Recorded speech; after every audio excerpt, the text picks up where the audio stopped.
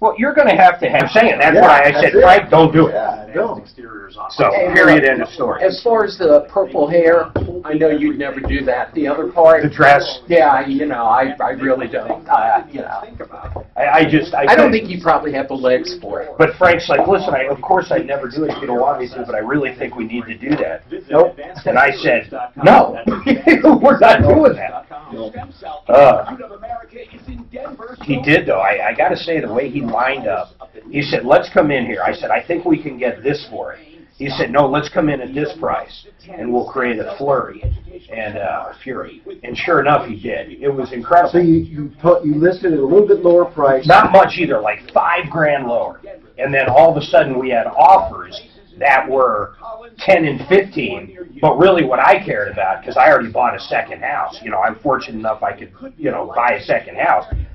I didn't want to carry this mortgage. Yeah. So I said, I want out of this by the end of the year, which was 25 days. So I said, I don't really care about these huge offers with contingencies. What I want is someone that can get this damn deal done and get it done now. Yes. So we ended up getting about 12 over, and they agreed to buy the entertainment center built in downstairs, the bar, the pool table. They agreed to buy some of the other stuff, so I got to sell that stuff because I didn't want that stuff in the new house. Yeah. So it worked out great. And the cost to move it, and then the cost to get it out of there and sell it. I am not exaggerating, he had 70,000 people virtually walk through my house in the first 5 days. Wow. Virtually. And the people that ended up buying it did a virtual walkthrough from a whole different state. I mean, they never even, once they got it narrowed down, they drove out or flew out and looked at it.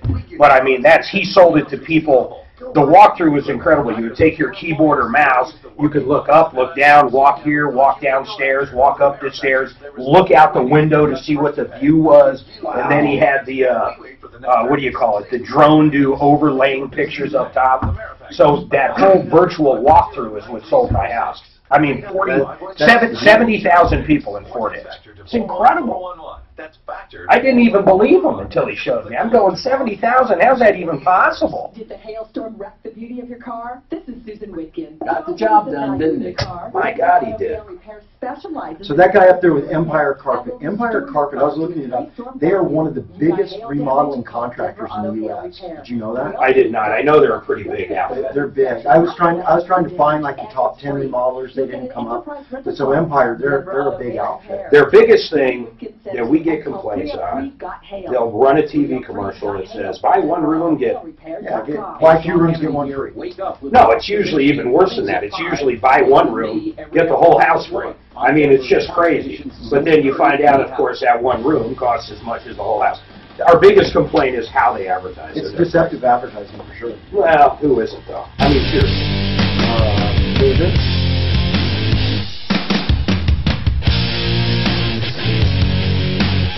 All right, folks, 303-713-8255. I did want to finish up with Jay real quick. So, Jay, you went out to these brothers called up about 3 weeks ago, the Lewis brothers. They lost their mom about 5 years ago.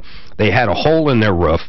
And, Jay, you heard the story. You listen all the time. You heard, because you texted me during the show. I did. Saying, hey, I'll send my guys out there. You've got a location in Colorado Springs. So you said, hey, let me send my guys out there, see what we're talking about, see if we can at least stop the leaking and look at it. And that's exactly what you did. But listen to this. He went a lot further. You know what he did? And it's amazing.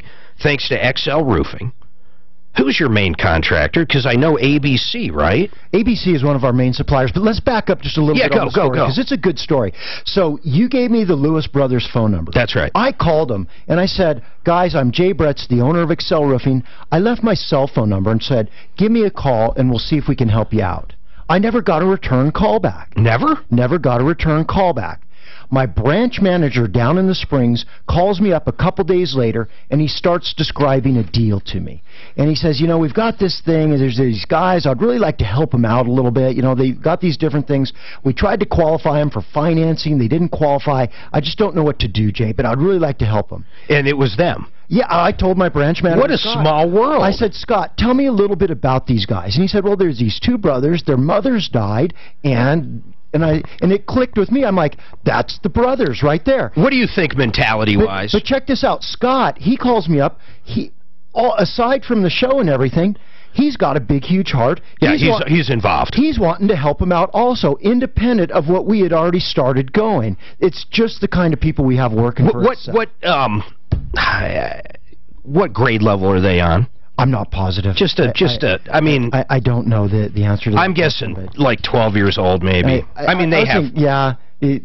Something middle school kind of thing. Yeah. They don't have the ability to manage the home and bills and things like that. And so apparently, do they not have help like, uncles, aunts, anything that you know of? I don't know anything about the family connections or anything like that at all. But you guys did a whole roof for him. We did.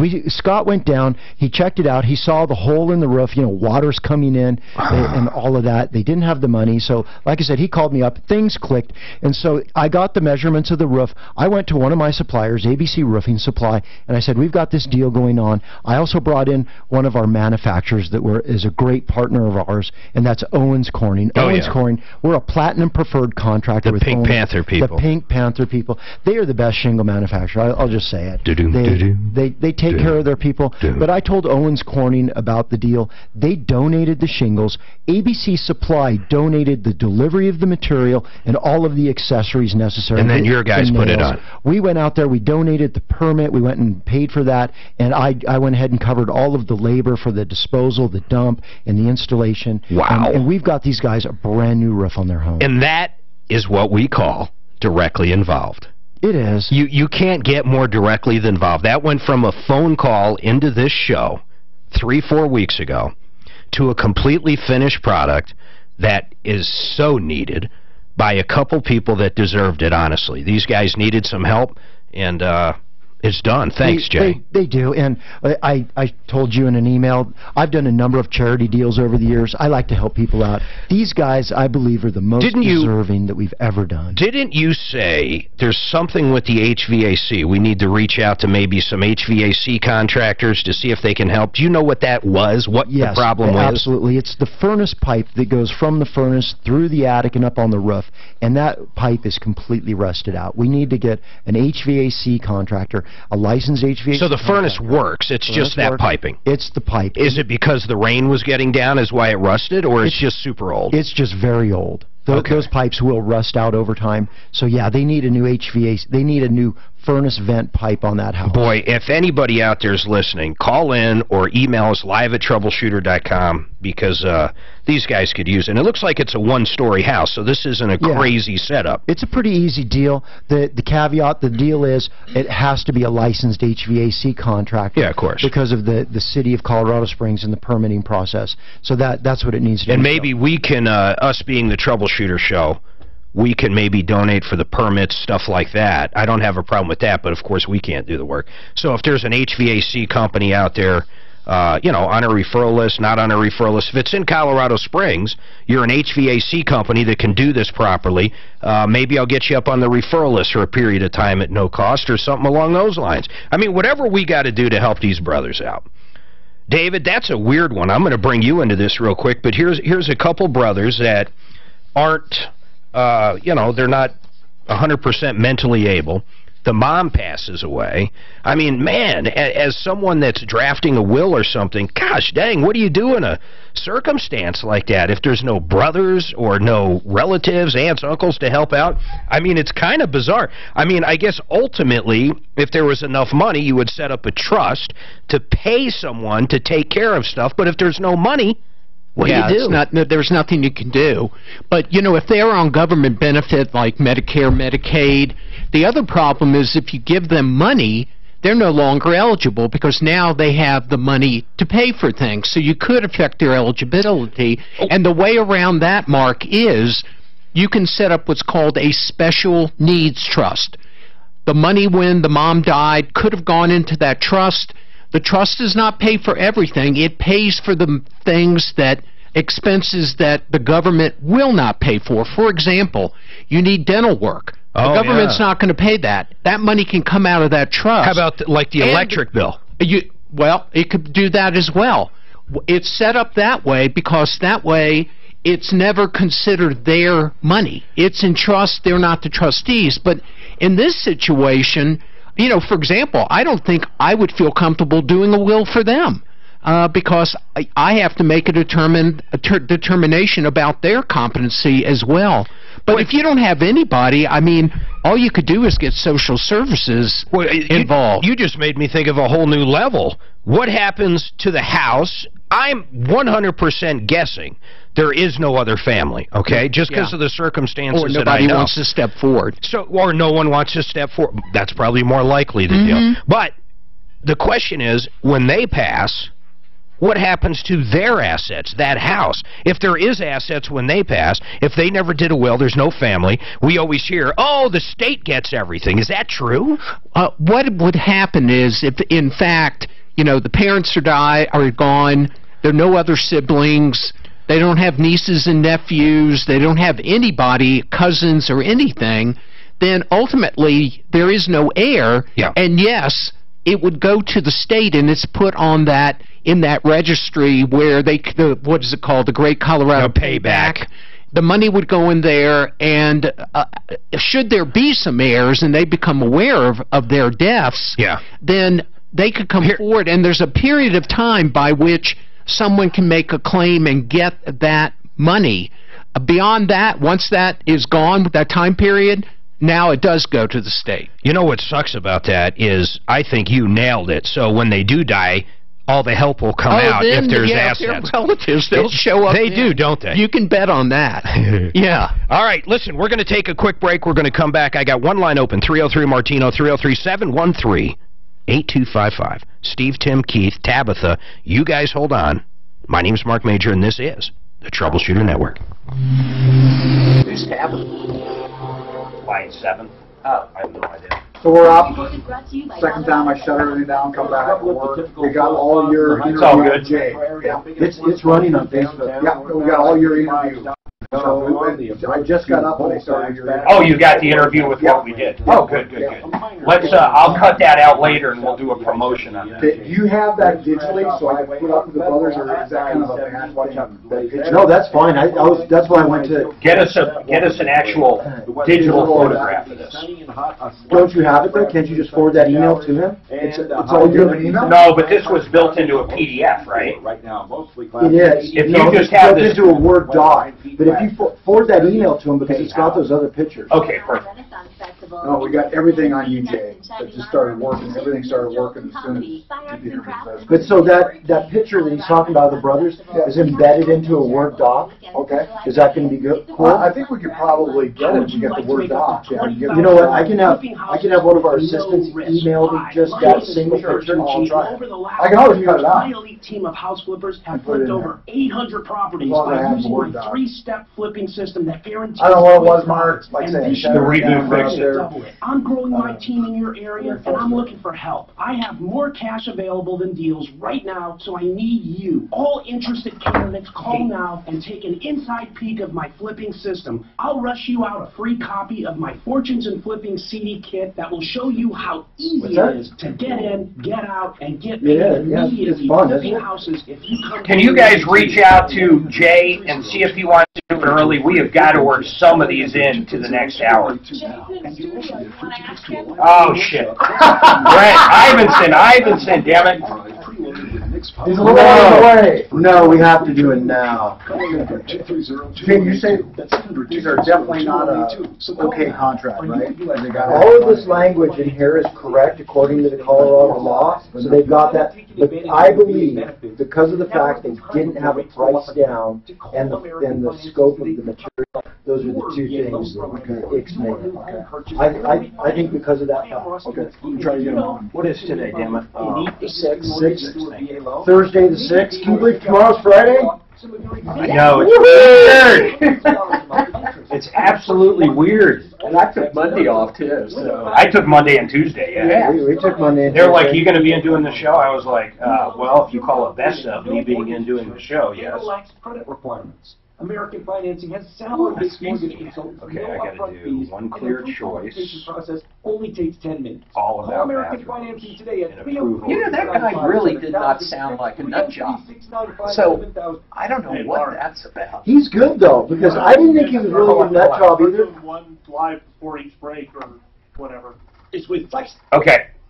In Denver nearly 40 years. They have highly skilled. But did you hear Mark asking the questions? Have you ever thought yourself that you're nutty? And then he said, yeah. I was like, I was pretty damn good. Well, that said the whole thing. If you sit around wondering if you're crazy, you might have a problem. Just saying. The only thing I could think of is maybe it's somebody people he's associated with who were. If you sit around going, I wonder if I have a drug issue. You might have a drug issue. I wonder if I have a drinking problem. If you sit around going, I wonder if I'm an alcoholic. Yeah. You might be an alcoholic. That seems like I could figure out. We have a missing company on 6 and the customer on 7. And U.S. Marshals just go out there. What did Ivinson say? Their job is to arrest people. Oh, that's not their job. Pretty much. That's what they do. So if they were following, they were just stopping. Yeah, there was more to that story. Yeah. If DEA was really following him, there's a reason. Get a free box spring or save up to $800 on an adjustable set. Or find the right perfect sleeper mattress from as low as $3.99 while supplies last. Offers good at participating retailers. Find a local retailer at CertaRetailers.com. Experience Certa Comfort today at Boulder Furniture and Mattress in Boulder or at Clore Brothers Furniture in Cheyenne. Michael Brown, afternoons 4 to 7. President Trump donates his paycheck to the Antietam battleground. Will you please resend me that photo of the Lewis brothers? Destroy it. Join me at 4 o'clock for more Irreverent Talk Radio. That's the bumper music. I didn't tell you guys this, Jay. David, I was going to be a singer. Did you know that? It was either going to be politician, attorney, or professional rock musician. Well, I wanted to be a rock star, but I also wanted to be an international male model. And something about the first interview I had, it was like, but they didn't laugh really. What did the people at Speedo say? They were nice to me. Oh my goodness. Yeah, they said, yeah, that's You've got the haircut for a Speedo. I don't even want to get a visual on that one. Well, that's okay. Listen. You can always check us out on Facebook. I think Suzanne should weigh in on if Mark could be a rock singer or not. Oh, she's heard me sing. Are you kidding? Is he capable to be a rock singer? If it's Metallica, maybe. See, largest rock band ever. She's a supporter. I like it. Hey, what can I say? Me and Hetfield and I, Hetfield and me and Hetfield. It's not really singing; it's screaming. No, it's not. Are you kidding? He's got a lovely voice. Have you ever heard, hey, there was a guy, I promise, I'll get right to it. There was a guy in this building that wrote something derogatory about Metallica after they were here about a month ago. What was that? Who was that guy? Do you remember?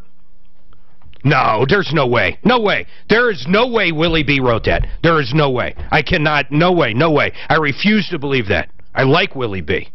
I refuse to believe that. They said when they were chanting creeping death, it was creepy and blah, blah, blah. Oh, my God, they've been singing that song since the 80s. Go ahead, Dave. Well, all I got to say is whoever that is, they should sleep with one eye open. That was very good. That was quick. Did you get that? Enter Sandman. My God. He's listened to Metallica. That's amazing. That is amazing. No, that's not amazing. You're a hip dude. He is hip. We had women calling last time he was in, wanting to know if he was single. I found that. I don't know who he had calling in. Do you have a sister, or what's going on here, David? I've been on that's the show. Creepy. Okay. All right. Now you're getting creepy. Tabitha's got a serious problem. Let's get back to business. Tabitha has got a real serious problem. She came on last week. We should have her recap. Well, we're going to have her recap because I don't recall it. But anyhow, Tabitha, what is going on? Tabitha? I guess that's not Tabitha. Let me try this one. Tabitha? Hi. Go ahead. Hey, let me transfer you to my office. Hold on one second. Oh, my God. To families in Broomfield and Boulder We're in Broomfield and Boulder. Blah, blah, blah, blah, blah. Wait, what is this? She's trying to get a free commercial. That's what's going on here. This is crazy. This is insane. I can't say I've ever had this happen before. Okay. Hello? All right, go. Tabitha, what's going on with this fence? I'm the fence girl. Okay, fence girl, what's going on? Recap. So, had the fence company come out. It's a really crappy job. Why is it a crappy job? I think I do remember seeing pictures of this now. Like most people that send us photos, you send very close-up of certain things. I think one of them, like, had a nail coming out. Was that your photos? Video, but I think it was too long as well. Yeah, that was one of them. Okay, so it was a crappy job because some of the nails were sticking out. What else was going on with it? The nails were sticking out. I sent a picture of the back of it where he had just kind of fenced up around the electrical pole. Okay. He brought it in further into my property than we had agreed.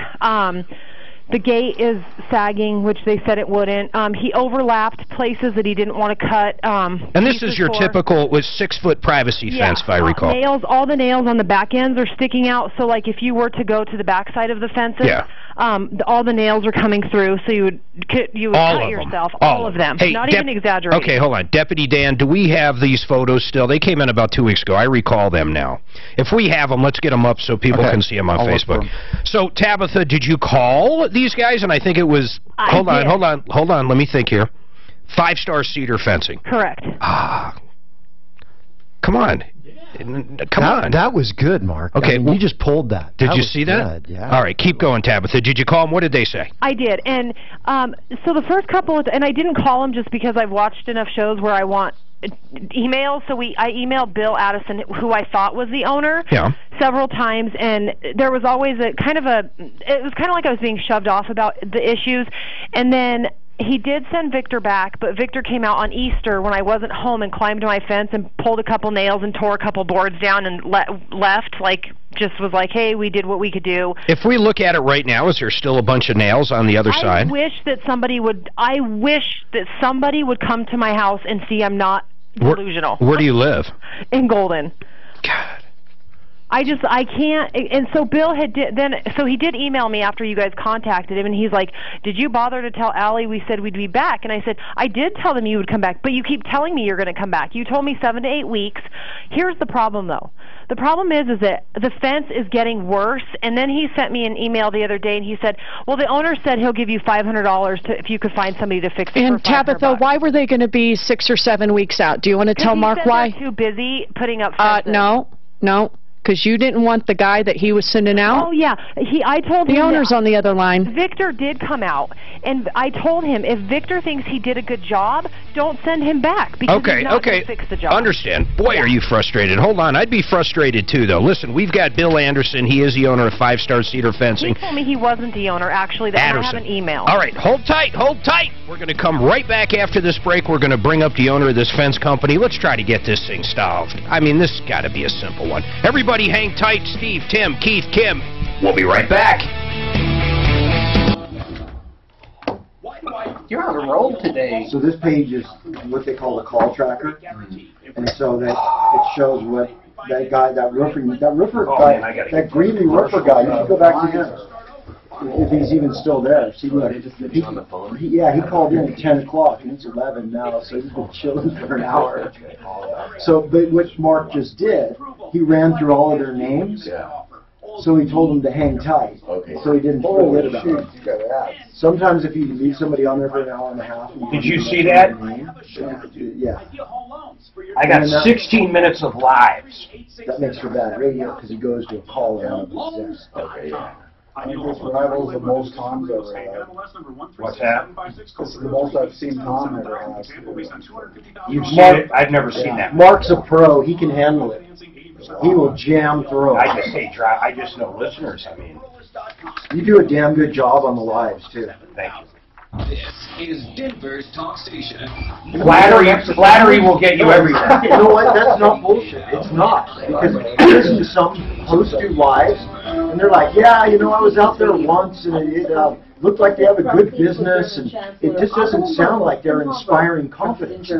But when Mark does his lives, especially like for Pro Auto Care and businesses that you've been in, I mean, they sound good. You better not be saying that he's good at Seinfeld trivia also. Oh, I am, by the way. We will just cut you off right there. I officially beat Dan for title of Everness title. What was that one? We acknowledged, and he acknowledged, there will never be another one. Well, I don't think never before, never after. That was the only one that ever counted. We played the Seinfeld trivia game. I dominated, I empowered him, and I won. You know Seinfeld? Yeah. That's impressive. There's all these not subliminals, but there's all these continuing Well played, Major. You don't know they're happening. That's all I can say. Episodes, things like that. Like Seinfeld, they always make one Superman reference every show. Right? Every single show. You will see either Superman or they will reference Superman. 95% of the time it's a visual of Superman sitting on somebody's desk in one scene or something like that. At Hanscom Air Force Base near Boston, authorities closed the Vandenberg Gate and nearby base facilities have been evacuated. No reports of injuries.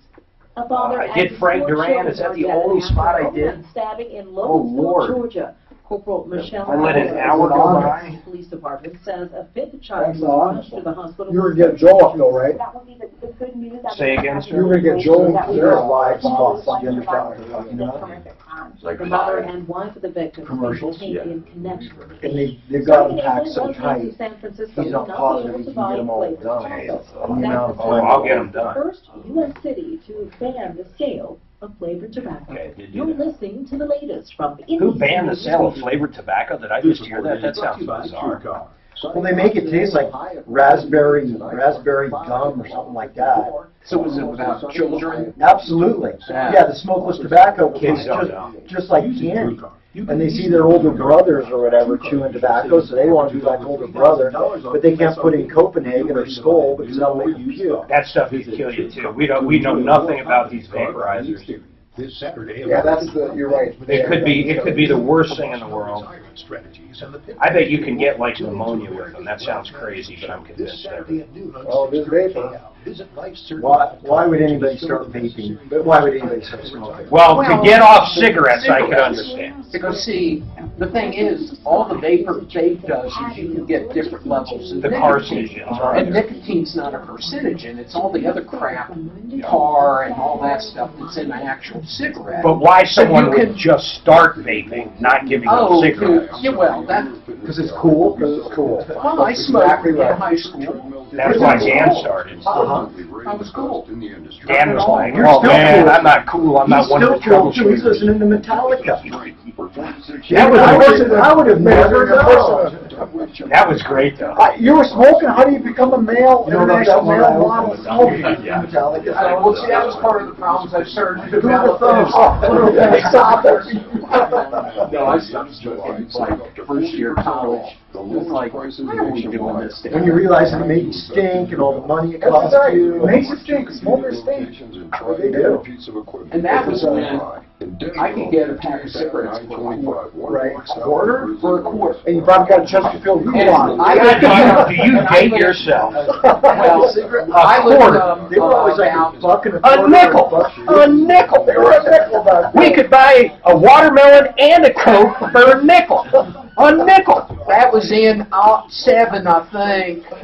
My dad would buy them for a dime when he was in the Navy, but he said only on the ship you could get the cigarettes for a dime. Well, I grew up in Virginia, and friends would go down to North Carolina, because Virginia was a tobacco state, but not like North Carolina, which is still a tobacco state. They have no taxes on them. So people would go down and buy a bunch of cartons, no tax, and they come home and sell them to us at cost. So, yeah. There were other things they used to get first down in North You ever heard Carolina, of that? They'll go across the state lines and buy something because it's cheaper or it doesn't have tax on it. So I'm sure guys were buying whole truckloads of cigarettes, right? Yeah. In Oklahoma, we had Indian smoke shops.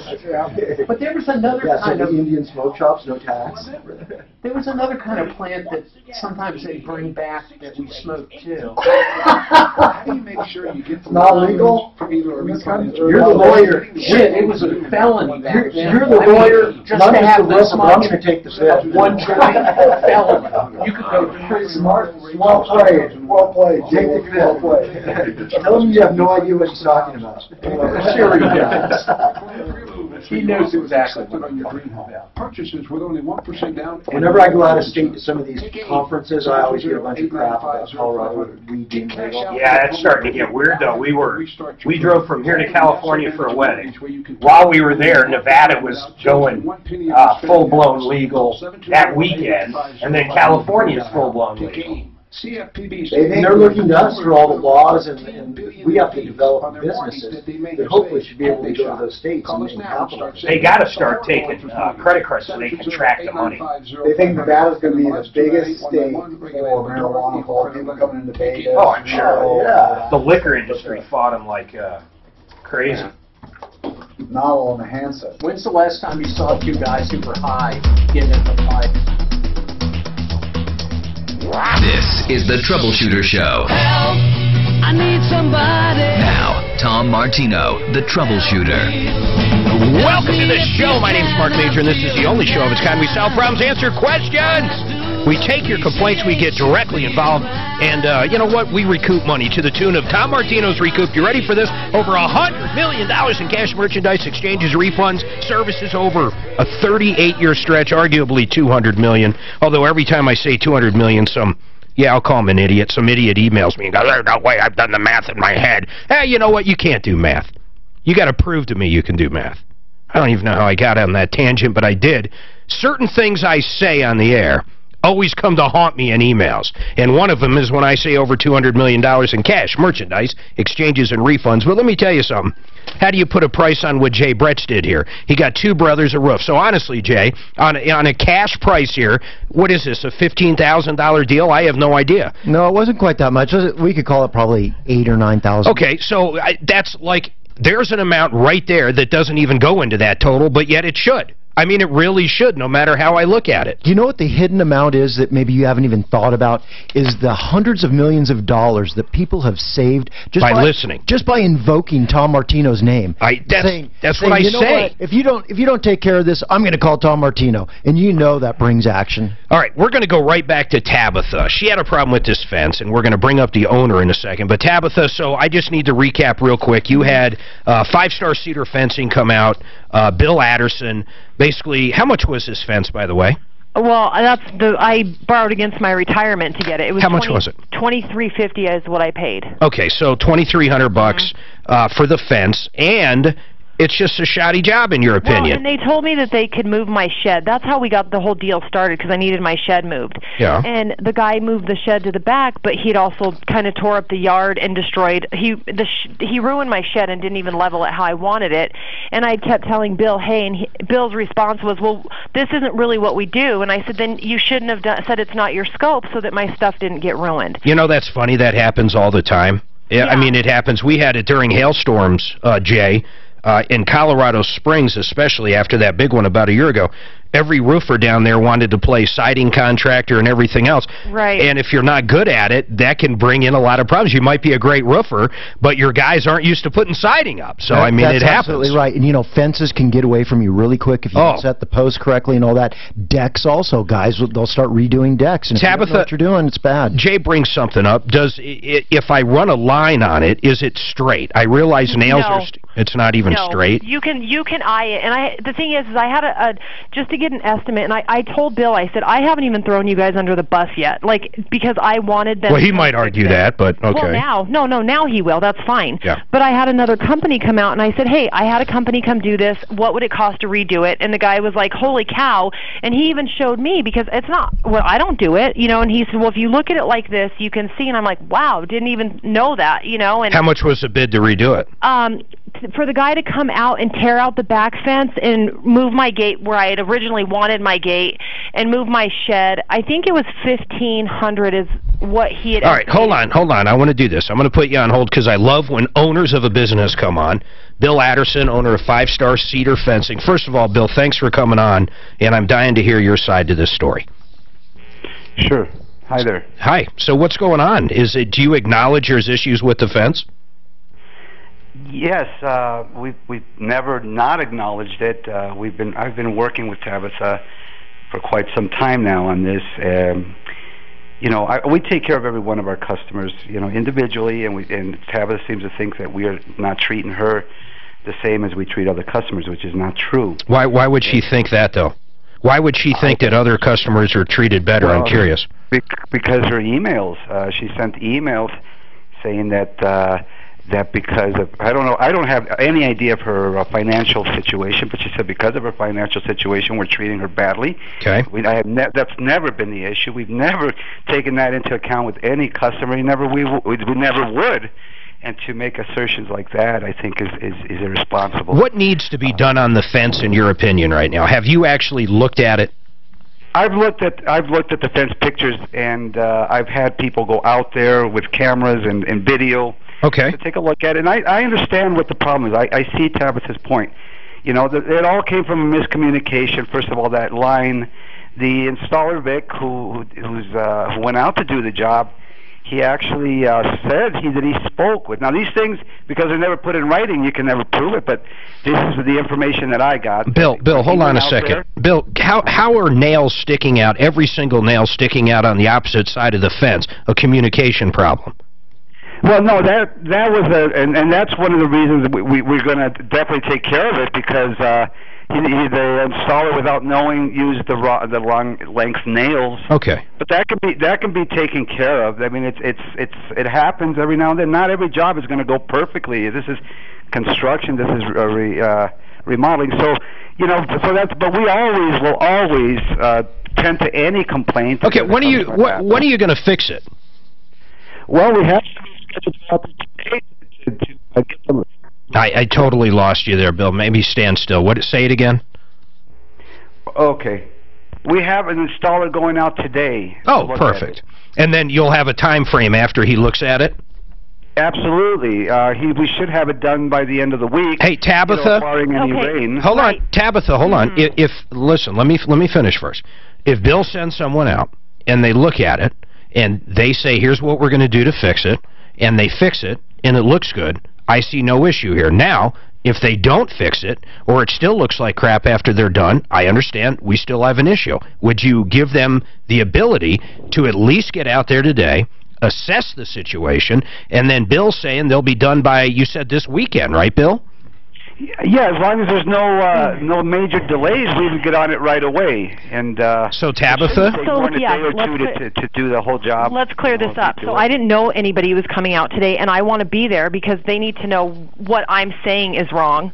And he based it off of saying it's only going to be $500. The boards are coming apart. I really, really, really hope he understands it needs redone. And if he doesn't think that, and I also Tabitha, I didn't know I'm going to have a hard time believing that every piece of wood there has to be redone. I mean, it's either going to be done when they're... Listen, it's either going to be finished in good or not. There's there's really no in between. Give the guy an opportunity to fix it. Listen, it's evident whoever did it in the first place to have every nail coming out on the other side, there was an issue, okay? I get it. That doesn't mean the entire thing has to be scrapped, but give them the opportunity to fix it.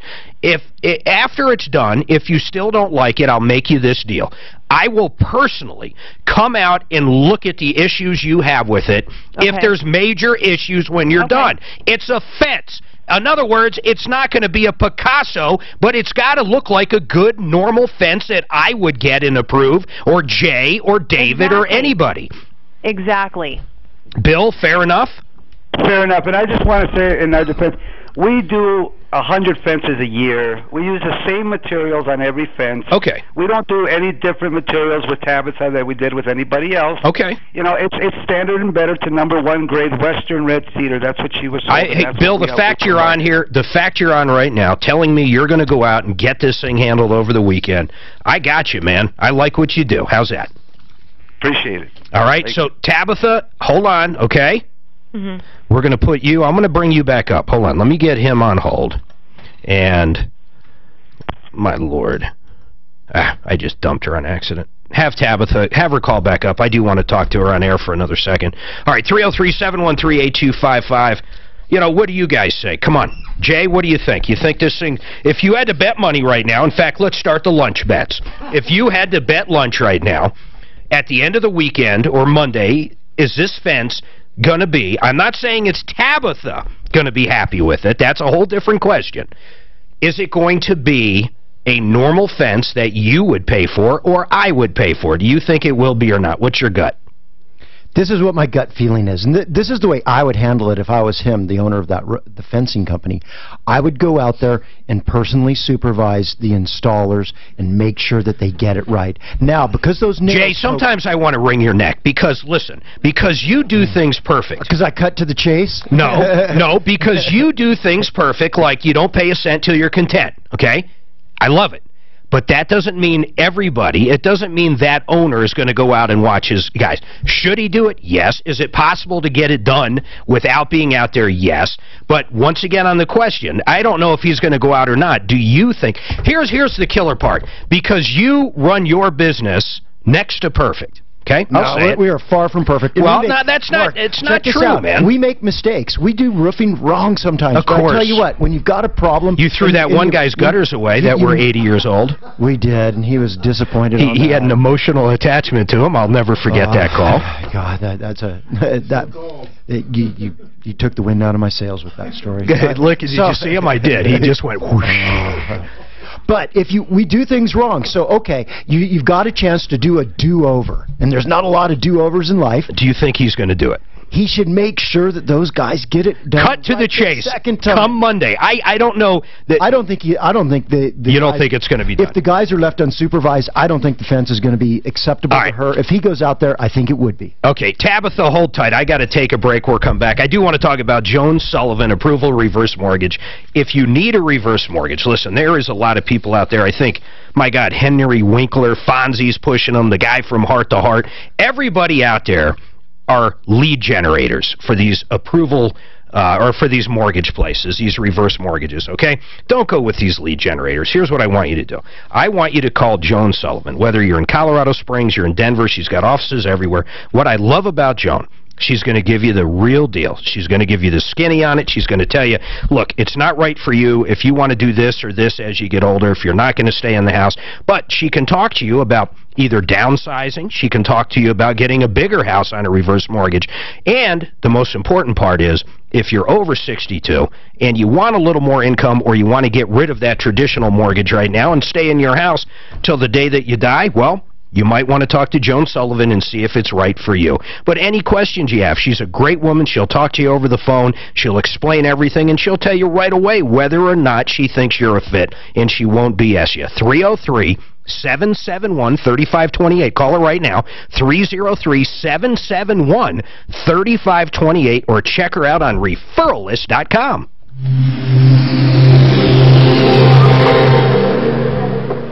Don't you think that's right, David? Yeah. If you just trust your installers to go do it again, and they've already messed it up the first time, if you don't do it for any other reason, do it for marketing. So you can say, you know, customer wasn't happy, I made sure I went out there, watched the guy. Siglian or four? I was personally on site. Good marketing. It is. When you give a shit, at least go out there for that kind of thing. Well, seriously. That's what you're exactly right. Sense to go out there so that when she checks back or you check back, he's already in a shit situation because they can replace it and make it to where anybody in this room would sign off on it, and she's going to find problems with it. He's already created an issue that I was trying to make sure to get through to her, that she needs to be reasonable. You're good about that point, too. I'm telling you, I can already tell. She started in with the shed, and he did this to the grass, and I'm going, it doesn't matter now. These guys, if they walk in the wrong place now, there's going to be an issue. And they got mud on my cement. They probably threw the old fence out. He threw my gutters out. Well, what are you talking about? My dad put those gutters up in 1949. Him and his dad, they hung the gutters, David, this crazy customer, they hung the gutters together 40 years ago. He wanted us to gently remove them and put them by the side of the house for sentimental reasons. So he just called our and we didn't know this ahead of time. He didn't make it clear how valuable these gutters were. I got the call. You will never believe one of your referral members. he's going to sell them like these were He's just the gonna- shingles over No, it was sentimental the, value. Maybe he was the White gonna, House. He was going to melt them down. maybe he was gonna cut them up and make designs in his garden or something. I have no idea. But these gutters, they were crap. Some houses don't have fascia boards, so you can't screw the gutters on. They have to be suspended from the roof. These things were literally hung with baling wire. Oh, really? Yeah. Did you throw away the baling wire too? Probably. That was the You last didn't even straw. throw away the Is that gutters. service or what? Simple We didn't request. throw away the Don't gutters, throw Mark. those We things just away. didn't handle them carefully enough. Oh, really? Oh, I thought you were throwing. No, we didn't throw them. Okay. Oh, I thought you got rid of them. No. Oh, you weren't gentle with them. We weren't gentle enough. We didn't handle them with the antique care that we should have. I had one guy for a Pro Auto. The complaint I couldn't believe. Oh, Pro Auto, they're the biggest ripoffs, blah, blah, blah. I went down there and their $24.95 oil change special, and they said my diesel truck would cost more. And I'm thinking, well, no shit. There's no one that owns a diesel truck that doesn't know a diesel oil change is like $79 and up. Yeah. It takes like 16 quarts of oil. It takes a kind of oil, and the damn filters cost, usually they have 2 filters, and they cost a shitload more. And I'm thinking, my God, so now anytime I do, when Tom does them, I don't get email, but anytime I do a Pro Auto, this guy emails me. I can't believe you like those guys. After they wanted to rip me off on that oil change. And I'm just like, I don't even reply to it. There's nothing I can say. When he called like 2 weeks ago, Mark, you might have been on vacation, and Tom, as soon as he said XL, he bleeped him out, said, okay, well, I'm done with you. That same guy. Really? He called up about 2 weeks ago. I don't remember. Oh, I was. No, I think you were on vacation, but he bleeped him out and stuff, so he didn't even say. That nutcase. That's all Tom said. This nut guy, I mean, Jay gave him a free roam. Some things you just never know. You must have had a client at some point where you said the wrong thing, like you might have called a lady a man or something. Yeah. You're done. No, I never had anyone do that. Sometimes people think I'm a woman, too. Well, you have got to be the ugliest woman I've ever seen. You rank up there with Dave. Oh, hey, boy, Some people like me. I'll never forget when that lady called me and goes, boy, I'm looking on Facebook, that David's handsome. I was like, who is this? Talk about it. It was his girlfriend, I think. No one. Hey, man, I don't care if we set it up or not. We had met, and I made the mistake of saying I was going to be on the radio that day. And so she called up. Sweet. Never got anywhere. Okay, where can you get a brand new LiftMaster 8550 garage door opener fully installed for $299, and it's not one of those cheap units you see. This is the LiftMaster 8550 MyQ technology, battery backup, time to close feature. You can add an internet gateway and operate it from anywhere in the world. And it's quiet. If you're sick and tired of hearing that chain and that old mechanism, call One Clear Choice Garage Doors. Call them right now. $299. That includes labor. That includes everything. Of course, not sales tax, but everything else. They'll come out to your house, install it. They're great people. 303-565-6409. Quit listening to that old noisy one, and don't wait for an emergency call when you can't open it up. Call and get it now. Call up. Take advantage of this special. One Clear Choice Garage Doors, 303-565-6409. I want to finish up with Tabitha real quick. Tabitha, listen, I know you are upset with this company. There is no doubt about it, and it sounds like the job was not done properly. Let's take this guy at his word, though, that he's going to come out and get it to satisfactory, sometime this weekend, unless if there's a hailstorm or something goes crazy. All right? Cool. Now, listen. I was saying this to my people over the break. You're upset enough, you still got to look at it with fresh eyes when it's done. And what I mean by that is, don't nitpick it apart. If it's a normal fence, you follow what I'm saying. Right. All right? No, I get it. So follow up with us Monday. I'd love to hear. And once again, if it looks bad, I will come out personally. I'll get pictures. I'll call Bill up. And I got to say this last thing. Hey, Bill, I do not want to have to drive to Golden, so please do this right. Please. He'll get it done, not to worry. And Tabitha, you'll be satisfied with the work. All right, thank you, Bill. I appreciate that. I love when owners come on. Thank you. Thank you. Thank you, Bill. Hopefully that works out. 303-713-8255. Suzanne, who should I go to, young lady? Any particular one? Go to the roofing. All right. Okay, of course, Jay Bratz wants to go to the shoddy roofers in Greeley. Now, let me guess. They're going to say, hey, I paid up front. Jay's going to say, hold on, let me think what Jay's going to say. You shouldn't have paid a cent till you were content. And then I'm going to say, yes, Jay, I know, but because you do things that way doesn't mean everybody does. Okay, so I just played out the whole call. Do I still need to go to it? That was pretty close. But remember, this is the guy that's got the ice damming problems. Oh, that's right. Steve, I'm sorry. I had you up on hold. You're actually in the condominium during the winter. You had ice damming. You went to the HOA, and as I was explaining to you, you didn't even live there at the time, but even if you did, you don't have a contract with these roofers. Your HOA did. Warranty is transferable per owners. You're still missing. You're still missing me. The customer of the roofer was the HOA. It wasn't the old owner of your unit. Understanding that, the HOA is releasing their responsibility and handing it over to me. Okay, so what does the roofing company say? So basically, I went in there. I got the bid and the price that was paid. I got a quote for them to come out and do the work in regards to adding ventilation to my attic because there was inadequate ventilation due to the fact of... Was that on the initial bid, though, that was paid for? Yes, per the bid, per the building permit, and everything. Steve, this is Jay with Excel Roofing. Let me stop you for just a minute for everybody out there listening so they know what an ice dam is. An ice dam is a big, huge chunk of ice that forms around the perimeter of the roof, usually on top of the gutter, and what it does is it traps water behind it, and that water gets into the home. So that's the problem that Steve has going on. So continue on, Steve, but I just want to make sure everybody understood what your problem is. Exactly. After having the initial contractor come out, I had two others come out, and they're saying the same thing. There is no ice shield. There's inadequate ventilation. But in the actual invoice, not the bid, in the actual invoice, are they saying they were supposed to do all that? Yes. Adequate ventilation. So okay, let's cut to it. So then, what happens at this point? You call up and say, "Hey, the HOA paid for all this stuff. It's not there. I want it done." Exactly. Well, now I can no longer talk to the contractor. I've left multiple Who is it? voicemails.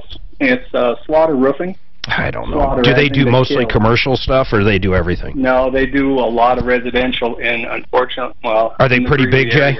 Slaughter's a pretty decent outfit. Steve, I want to make a couple comments on the story. You should understand that Ice and Water Shield is a great preventative measure, and for everybody out there listening, it's like duct tape. You stick it to the wood, and what it does is it prevents a lot of water from penetrating through. However, Ice and Water Shield is not the silver bullet. It will not stop all water from penetrating through when there's an ice dam. When you have standing water on top of shingles, it can get through. But Jay... Well, it may be... Hold on, Steve, hold on. Jay, here's what I want to know, though. If you went out and you charged someone for ice damming, or not ice damming, if you charged them for the ice sheet or whatever you're talking. The ice and water shield. The ice and water shield. It goes under the shingles. Yeah, you charge them for it and it's not there. It should be there. Oh, they need to put it there. Yeah, if that was part of the contract, it should be there. If it was part of the contract, because he keeps saying it was part of the bid. I want to see the actual contract to see if they paid for it. That's exactly right. And I'm curious about Greeley. I don't know the codes up there, if that's a requirement of their codes. It is not requirement, but it is in the contract. Ice and water shield and adequate ventilation. Okay. Now, well, hold on, though. Hold on. Does that mean they were supposed to put ice and water shield everywhere, or do you just put it in certain places? Only in certain places. Okay. Did they put it in other places?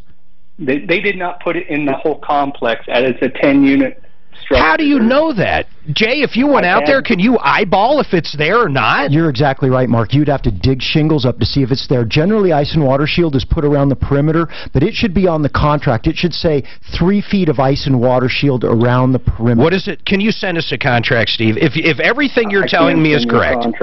What's that? I can send you a contract. I can send you multiple contractors who've also came out here and said, look, Steve, what does that have to do? What does that have to do with your HOA being charged stuff that wasn't done? I don't care what other contractors say. It doesn't even matter. I'm saying if in your contract A, B, and Z were supposed to be done, and only A and B were done, well, that's an issue.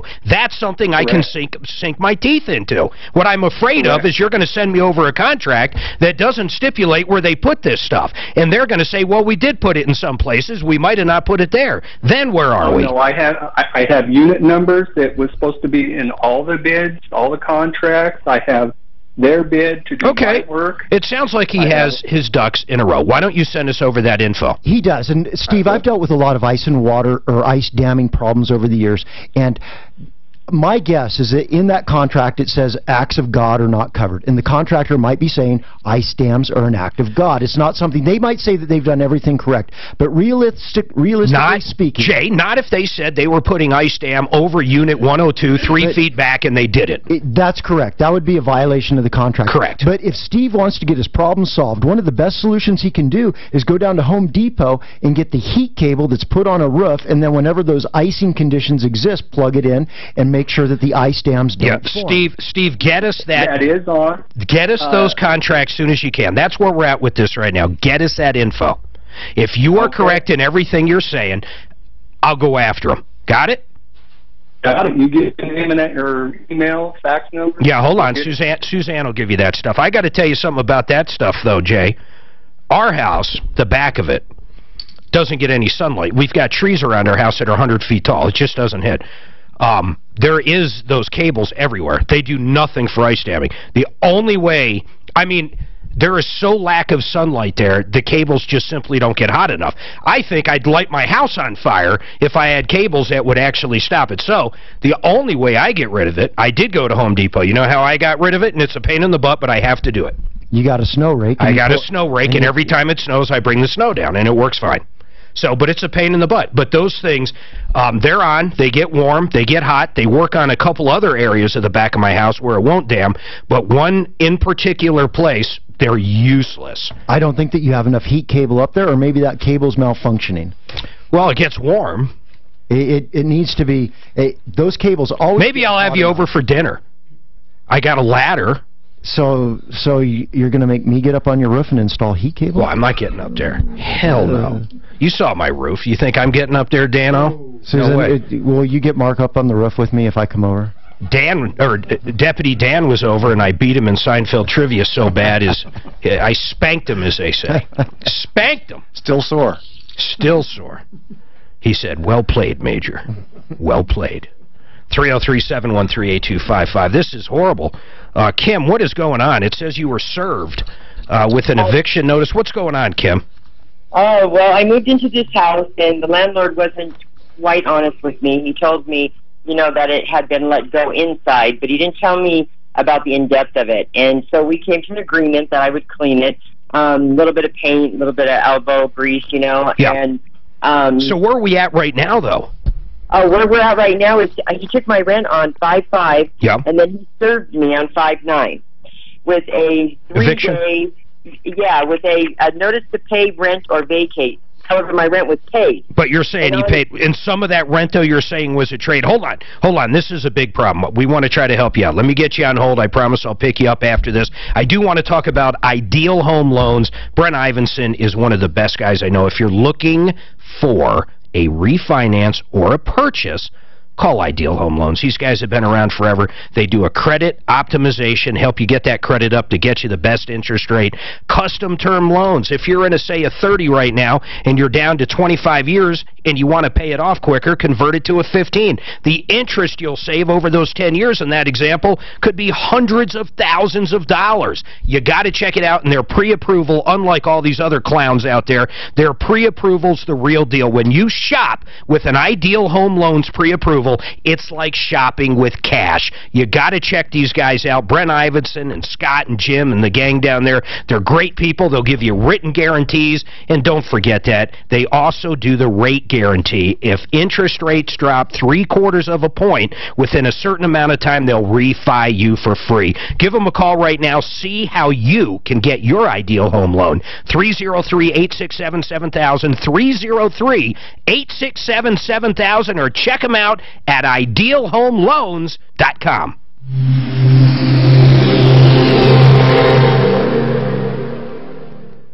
How do you make sure you get the lowest rates for either a refinance or purchase, or getting the right loan for you and not the one they want to sell you? Take AIM, Affordable Interest Mortgage, 720-895-0500. We have been offering our low rates since 2001. Loan programs to eliminate mortgage insurance and save you hundreds to thousands. Paperless loan application, quick loan pre-approval so your offer is accepted on your dream home. Purchases with only 1% down and no mortgage insurance. Take AIM, 720-895-0500. Get cash out for that home improvement without having to restart your term. Home of the Asset Manager Mortgage, where you can pay off your home in half the time without changing. Call 720-895-0500. I will say that's fine. Take AIM. You know what I found, man? If you find something you enjoy, and I don't care what it is, and you can make money at it, you, my friend, are going to be successful and make a shitload of money. You got to like it. That's the main thing. I got to tell you, when I was in the automotive business, I was making decent money, but I hated it. I absolutely hated that industry. I hated it. It's a very tough industry. Everybody thinks you're going to rip them off the bat. They do. Employees come and go like I've never seen in my life. Any other industry I was in. You're probably drug testing. I was drug testing. Keep going. You probably ran a background check, too. It's just an unbelievable deal. You probably want them to be on time. I went from selling computers and having 3 retail computer stores to automotive, and it just killed me. It killed me. But then you take guys like Al Aramis and Mark Machowski that own these shops around. They love it. They were technicians when they were younger. They love fixing stuff. They just love it, love it, love it, and they do a great job. They love it. How with you, Jay, and stuff, getting people? I mean, are your crews and stuff, I mean, is it hard to keep them? The roofing crews are subcontractors. Oh, you are? They're Colorado companies. They have liability insurance. They have workman's comp, the whole deal. So I'm not completely vetting every one of those guys. Well, you don't have to. All of the employees like Devontae, gutter installers, all employees, all of those guys go through background checks. They do the drug testing, all that. It is difficult to find people. One of the things that we have changed about our drug testing is we relaxed the marijuana policy. So if people test positive for marijuana but nothing else, they're still eligible for employment. That's not an automatic disqualifier anymore. So we have relaxed that one. In fact, the last job post I posted on Indeed, Monster, and Craigslist, all that, I stated that, and we did get a little bit better response. But I was looking for gutter installers. I said $30 to $40 an hour because it's piecework, and that's what these guys make. And I said the relaxed drug testing. We had about 40 people respond. We had nobody show up for the interviews. These are must-attend STEM. It's insane, insane. With no obligation to you. That is really good money too. Yeah. It's not quite entry-level construction, but we told people we'll train you. So what do you think? I mean, what do you think the deal is that people wouldn't show up for an interview? I'm at a total loss on that. Many, you know, it's because they like responded. 10 people and only 5 They showed up. responded to the ad. You know, they called us. Some of them sent in some resumes or different things. And then when it came time to actually show up to the place and do the interview, none of them showed. We whittled that 30 or 40 people, whatever the response was, down to 10 candidates to actually show up for the interview. And then we did get one guy. They called up and said, I worked a graveyard shift, I overslept, can I come in the afternoon? So he did. We hired him. He looked like the perfect candidate. He no-showed us on Wednesday when he was supposed to be here. I had that happen. His first day of work, he didn't show up. But you know what? Some of my guys get really frustrated over that, and I tell them, no, you're looking at this wrong. If people are going to be flaky, we want them to do it right off the bat. Before we invest our time, money, and effort and all that, we want to know right then and there they're flaky. We don't want to know 6 weeks from now. I had a ton of those no-shows, man, and it used to baffle me. Just baffling. You know, you see the unemployment rate, that's a fake number. That is not true. If all the people on unemployment had to go work 20 hours a week in order to collect that unemployment check, the unemployment number... Keep this in mind, too. Once you get to a certain point, you're kicked off. You're kicked off. You're not part of that number. What is that, 3 years? You're kicked off. How long is that? Not that long. How long is A couple that? years. Obama raised it a bunch. He raised it one time. Obama had it to the point where you could get 2 or 3 years on unemployment. But yeah, you can get unemployment for like 6 Then you're months habitual. or They something. literally quit counting. Yeah, so the percentages. All about bathrooms. Why do I love all about bathrooms? I'll tell you why, because unlike most contractors out there, they stay until the job's done. What do I mean by that? They don't have like 20 jobs going on at once. These guys are perfection, and I mean that. These guys really, these are Highline bathrooms. They pretty much serve Cherry Creek, Cherry Hills, pretty much south of Bellevue. You got to check them out. They specialize in bathrooms, and these are really, really, really nice bathrooms. And like I said, the cool part is they stick with you during that whole job. They're not bouncing around. They start the job. They want to get it finished. They want you 110% happy. If you want the most beautiful bathroom you can ever imagine, call my friends at All About Bathrooms. Remember, serving Cherry Hills south of Bellevue, 720-524-7546. You can find them on the referral list. They've been on there forever. But give them a call right now. They have a couple openings. If you've been wanting to get that project done, call them right now. 720-524-7546. Okay, let's hop right back to Kim. Poor Kim, she's getting evicted. So you got served by the sheriff for... I'm sorry? Yeah, I did. I've been served. So you got your 3-day? I got what the landlord gave me was a notice to pay rent or vacate. Okay. Which, that is supposed to be for rent. My rent was paid. Is there a court date? We already had it. We had a court date on the 16th. And then did you tell the judge at that point, I already paid? The judge, I have not talked to the judge. He will not... He has denied every single motion. The first court hearing was with a mediator, and that we didn't get anywhere. So I said, nope, we'll go ahead and see the judge. We're just going to proceed with the judge. And I was running 15 minutes late. I have Crohn's, and so with all this stress, it's kind of put me back into relapse of it. And so I called the court. I said, I'm on my way. Did you go, hold on a second, I got to understand this. We're getting an expert up too, Kim. We're going to get Brandon Siglian up, but what I want to know is, did you go to that court date? Did you actually show up for the court date? I was 15 minutes late, and the judge has denied me on everything. He will not talk to me. He will not see me. He has not seen any of my documentation. So why would the judge... You're making it sound like the judge is out to get you. Why would he be out to get you? I know. It kind of feels that way. I have no idea. I don't even know who the judge is. But I have all my documentation, and I have all of his denials. Well, okay. Give me an idea of something he denied. I filed a motion to put the writ aside. Because when I went in there... Yeah, but why? Why? What was your reasoning for putting it aside? Because the judge filed a default of restitution on me. No, you're... Hold on a second. Hey, Brandon, what's going on, man? Hey, Mark, not so much. Hey, this one's curious. So basically, she got served by the sheriff an eviction notice, or actually she got served you got to pay rent or I'm going to evict you. She's saying she already paid rent. She was late for court by like 15 minutes and is now saying the judge is denying every single thing. He's not being reasonable, and she's going to be tossed out on her butt. I mean, that's basically the story.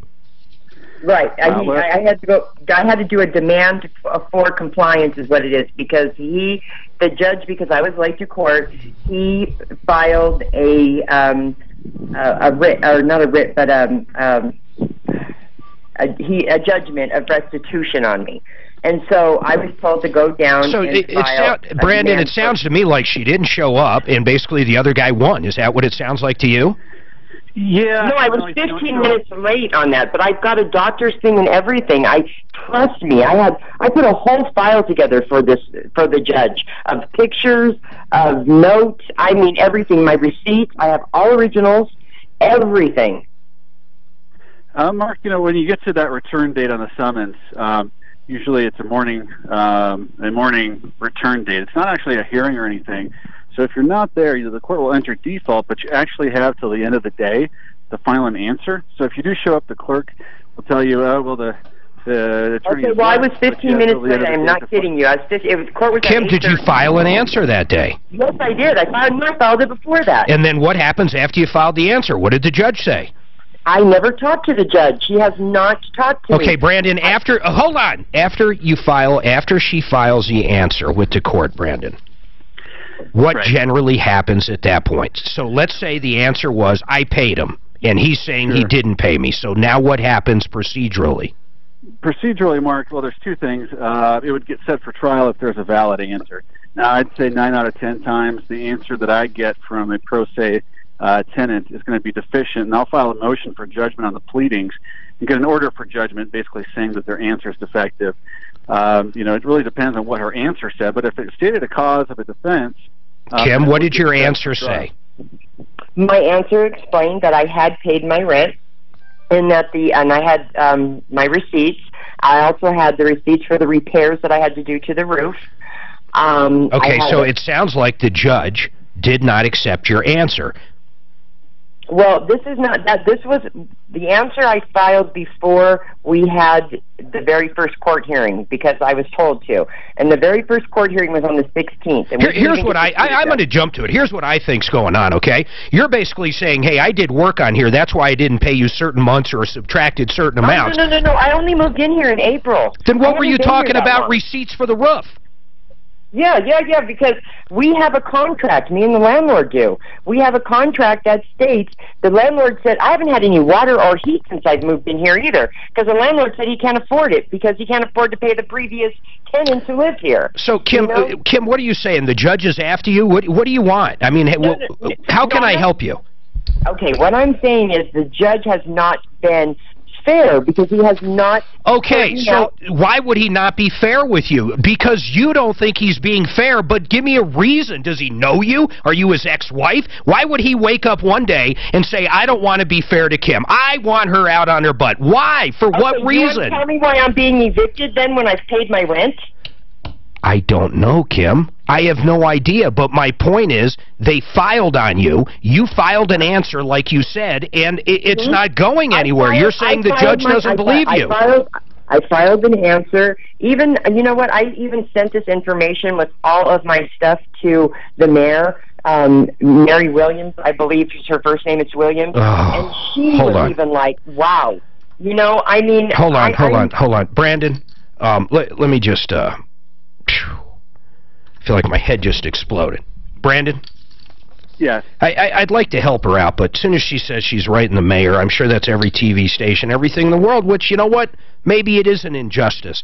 But if she doesn't know this judge, the judge isn't related to her, what can she actually do to get somewhere right now? Because no one's listening to her. There's no magical TV station that's going to show up and make it right. There's no magical radio show that's going to be able to make this right. And there's apparently a judge that doesn't believe her. So at this point, what real advice can we give her that might help her? But it sounds like it's too bad, so sad. And if we need to ask her some questions so you can answer that, let me know and I'll pull her back up. But I don't care if she wrote the mayor. It just doesn't matter. Yeah, Mark, I think if the judgment has been entered, really the only thing to do now is to try to ask the court to set aside that judgment and file a motion to set aside it. And I think, get rid of restitution. And I think she did. Let me ask her. Please, Kim, just answer the question and don't go off on a tangent, but did you ask him to set aside the judgment? Yes, I did. And what did they say? He denied it. Okay, now, Brandon, now that we know that, what would be next? Or that's it, it's the end of the game? You could maybe try to have some emergency appeal to the district court. I've never seen an appeal done by a tenant, on such an expedited basis, but it would require a bond. It would require a heavy outlay of manpower and money to do something like that. So Kim. You know, it does sound like there's something that we're missing here, Mark, in the pleadings. I already know what it is. I said it, and she's not going to acknowledge it. But, Kim, it's going to have to do with you guys had some form of agreement that he's not agreeing to. I mean, that's really it, and the judge is going on his side. Okay, well, I don't know because they didn't give me any documentation in regards to this, but... Okay, I'm sorry. I got to put her on hold. Brandon, I do appreciate you coming on, and any tenants out there or any landlords that need one of the best attorneys when it comes to tenant-landlord, and you do other stuff too, of course, Brandon, but I got to tell you, you're great with this stuff. I don't think there's anything we're going to do to help her. She's at the end. She probably doesn't have a lot of money, which happens with a lot of tenants when they get evicted. One of the reasons they're getting evicted is they don't have any money. But you can reach Brandon Sigley, and thank you, Brandon. I got to run, though. 720-344 4828 720-344-4828. Suzanne, you can free her up. I mean, there's nothing we're going to be able to do on this, and I hope people don't think I'm cold-hearted. It's at the end. She's gone through everything. I don't know what else to say. I'll tell you this, though. Plumline Services, check this out. Find, fix, or free. $149, you're going to get a licensed, bonded, and insured electrician to come out to your house to diagnose and fix the problem. $149 includes the trip charge. Let's say you have an outlet out or a breaker, and you're not exactly sure what it is, and you want a licensed electrician to come out. They're going to look at it. If they can fix it, parts and labor for $149, that's what it's going to cost. If they can't fix it, let's say it needs a whole new panel, well, they're going to give you a quote, and they're going to charge you absolutely zero, unless you want to get the work done, for the trip charge for anything. You're going to pay zero, and you're going to know what the problem is. You're not going to find a better deal out there. Plumline Services, $149, find, fix, or free. Remember, these are the guys that do the plumbing, the heating, the cooling, the electric, drains. They do everything. They have a $93 drain guarantee, too. They'll come out. If they can't unclog that drain for $93, guess what? It was free again. Give Plumline a call for all your plumbing, heating, cooling, and electric and drain needs.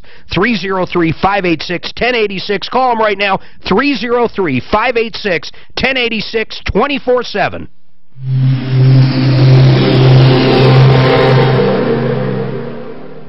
This report is brought to you by Napa Auto Parts. There's a couple of crashes to watch out for, and you're driving across the Mile High City right now. Look out for wreck on the westbound. I don't believe the judge is out to get her. She admitted she was late for court, which pissed him off to begin with.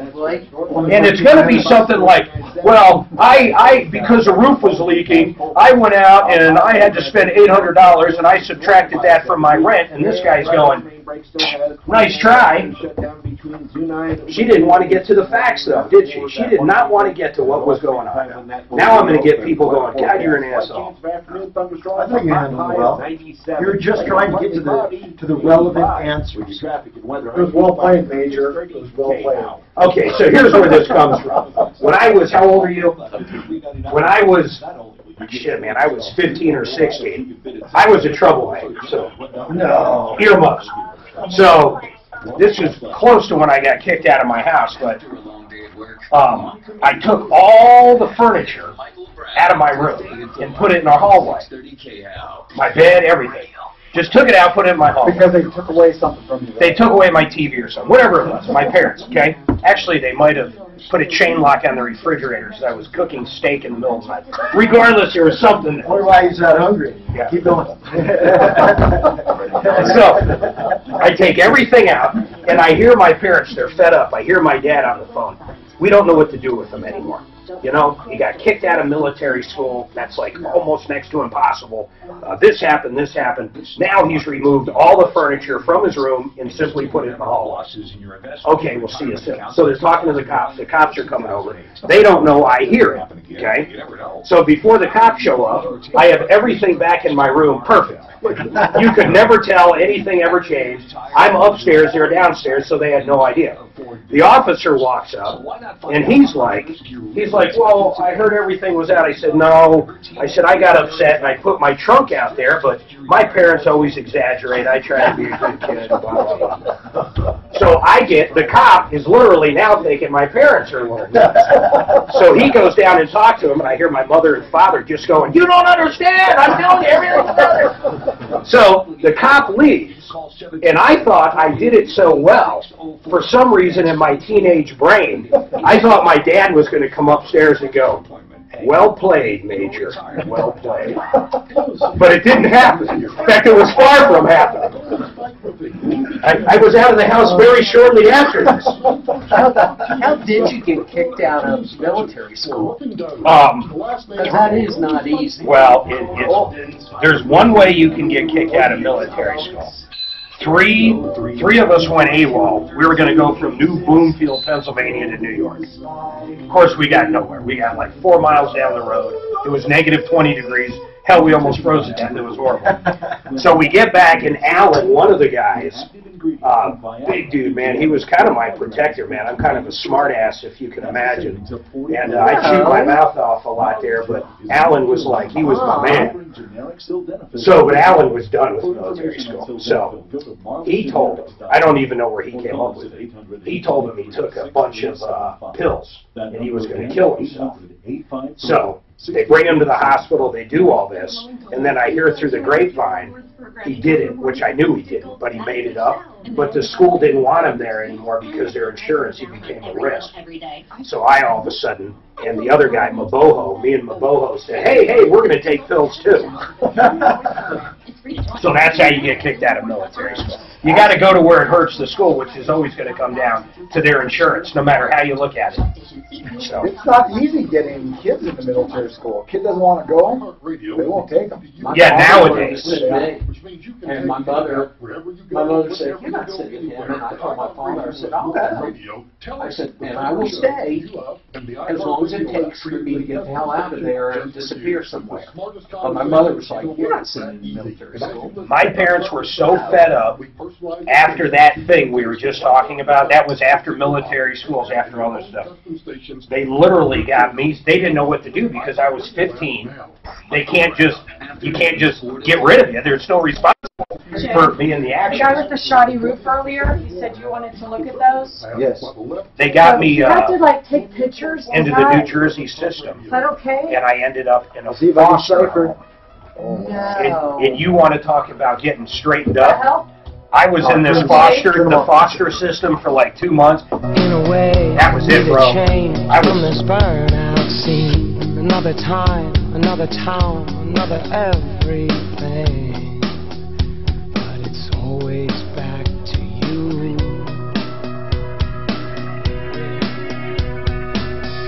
Stumble out in the night under pouring rain. All right, folks, 303-713-8255. Man, we have got a lot going on today. I feel bad for that last woman. But my God, she went through everything. She went through everything. It sounds like she did every procedure right, but she kept getting denied for some reason. And I'm convinced it has something to do with some trade that she had one idea of and her landlord had a different idea of. All right, I'll let you guys know when a line drops off. Suzanne, who am I going to here? You wanted me to go to someone in particular, line 6. Oh, Steve Christie, you were in with me yesterday, weren't you, Steve? Hello? Yeah, what's going on? Hey, I have a screaming deal for you. What's the okay, so first of all, Steve is with Christie's Design, Build, and Remodel. They do, my goodness, you guys will do an entire house remodel. You'll do everything. How do you do a screaming deal? What, you get the bathroom and everything else is free? What's the screaming deal? Actually, we're going to do it on our cabinet lines. The first 20 Martino listeners that order a Wellborn or Solid cabinets by August 1st will receive 40% off of retail price if they want to just come in and pick it up and take it home and themselves and install it. Or Steve, I'm a marketing person, and here's what a lot of people hear right now. Blah blah blah blah blah blah. Give it to me like this. Is that cabinet usually $100 and now it's $60 and they can come pick it up? I mean, what is the true saving? My God, what was that? That fired off like a... Hold on, Steve. I want to get back because I want to turn that into a little bit of a marketing call as well. So, Steve, hold on tight. We have got a lot more coming up. Tom, Keith, Sally, lines are full. I promise we'll jump right to the phones when we get back. By the way, Facebook and YouTube is now up. You can watch us live as well as listening. 303-MARTINO. Don't forget live at Troubleshooter.com and everywhere else you can find us. By the way, hang tight. We'll be right back. Jesus, I almost jumped out of my seat. You fucked it up.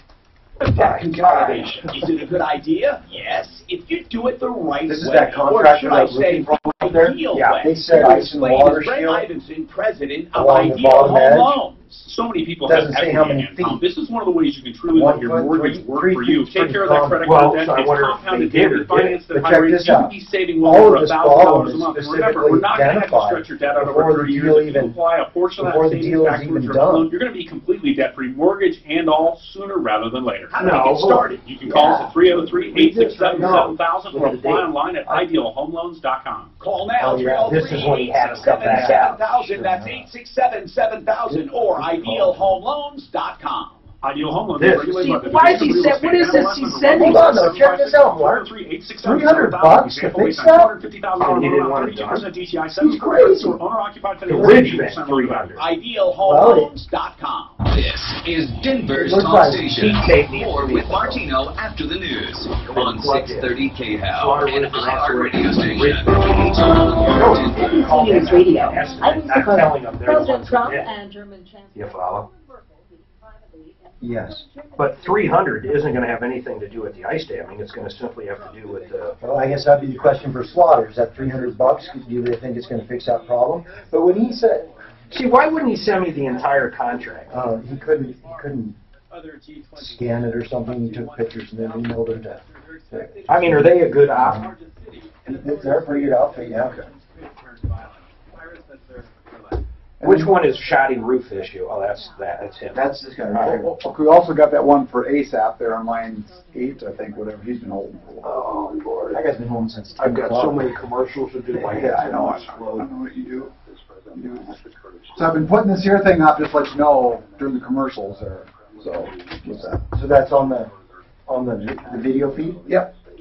So I put it up for between everyone for about a minute. So Okay, cool. Okay, I did get rid of actually. I should have put quite a few. Mark will challenge them to Seinfeld. Did you go out there to him? I've not met the guys, no. Maybe it's down in the Springs. So my branch manager, Scott Howell, is the one that's handled everything on this one. You got to be doing pretty good down there. It's a tough market, man. It is. This is what the problem with the Springs is. So if you have a $10,000 roof claim, just like half of all the homes in Colorado Springs are rentals. Your insurance on a rental is what they call ACV, actual cash value policy. Yeah. Not like your house is where it's replacement cost. So if you have a $10,000 roof, let's say it's 10 years old, they're going to say it's lived half of its life. You're going to get $5,000 minus your deductible. So it's $4,000, and then they take out $2,000 depreciation. Do you understand what depreciation means? Do you get that money back after the work is done? No. Yeah, that's in the roofing and insurance world. Insurance claims depreciation means holdback money that you will get when the job is finished. They want to make sure the job is finished. That's the incentive for you, because if you just get all the cash, then you won't do the work. Yeah. So you got $10,000 claim, they make it $5,000, just like you said, then all of a sudden it's $4,000. They take out $2,000 depreciation, so you as a rental owner get $2,000 for the roof. Are you going to do it? Probably not. Unless it's leaking. You're probably going to just pocket the you're going to pocket the $2,000, forego the other $2,000 in depreciation, and say, heck with it. And we see a lot of that in the Springs. Why is there a lot of that in the Springs compared to here?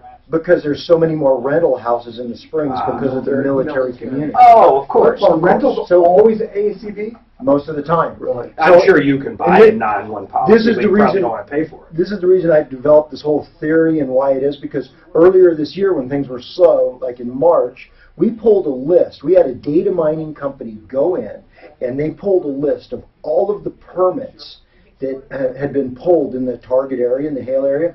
So all the houses that did not have a permit pulled, we got their addresses. And so we started mailing them. There was like 50,000 of them.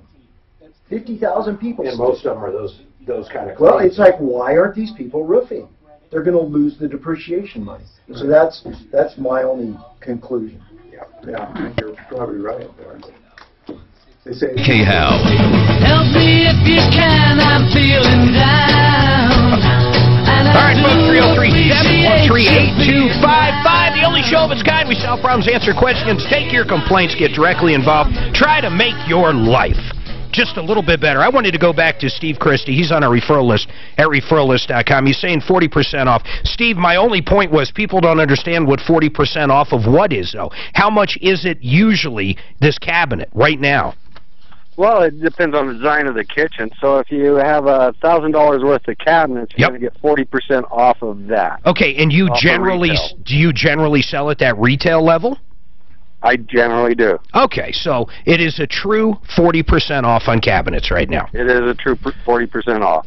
Okay, now. And if they sign a kitchen agreement for us to do the job and install the cabinets and redo their kitchens, it's 50% off the cabinets. So total, so it's 50% off the parts, and of course they still got to pay the labor to have them put in. Correct. Do you beat most people when it comes to putting cabinets in? I don't mean like the cheap Chinese stuff or anything like that, but I mean generally speaking, are you guys pretty aggressive on your remodeling? We're pretty aggressive with Craftsmade, things like that. Okay. All right, so if you want to take advantage of that, 303-833-4715, 303-833-4715. Man, we have just got so many questions going on. So let's go to Frank, or actually Steve is back. Steve called up first hour. This one's an interesting one.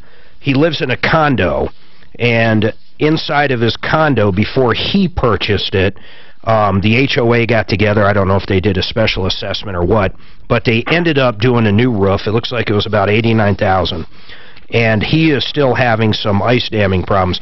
Hey, Jay, you looked at this contract. First of all, Steve, I mean, you sent me, like, pieces of the contract. Why didn't you just send everything? Well, unfortunately, I don't have a fax machine, and I sent you the information that was pertinent. Well, okay, I mean, you say it's pertinent. I mean, like, for example, on here, though, it says install ice and water shield along bottom edge. It doesn't say where. It doesn't say how much. Generally, how would that read on one of your contracts, Jay? 3 feet around the perimeter of the roof. So that's what it would say. I mean, this says, I mean, install ice and water shield along bottom edge. That's what it says. Well, how do you... Okay, the bottom edge, I have a 3-foot eave overhang. Yeah. They come in 3-foot rolls.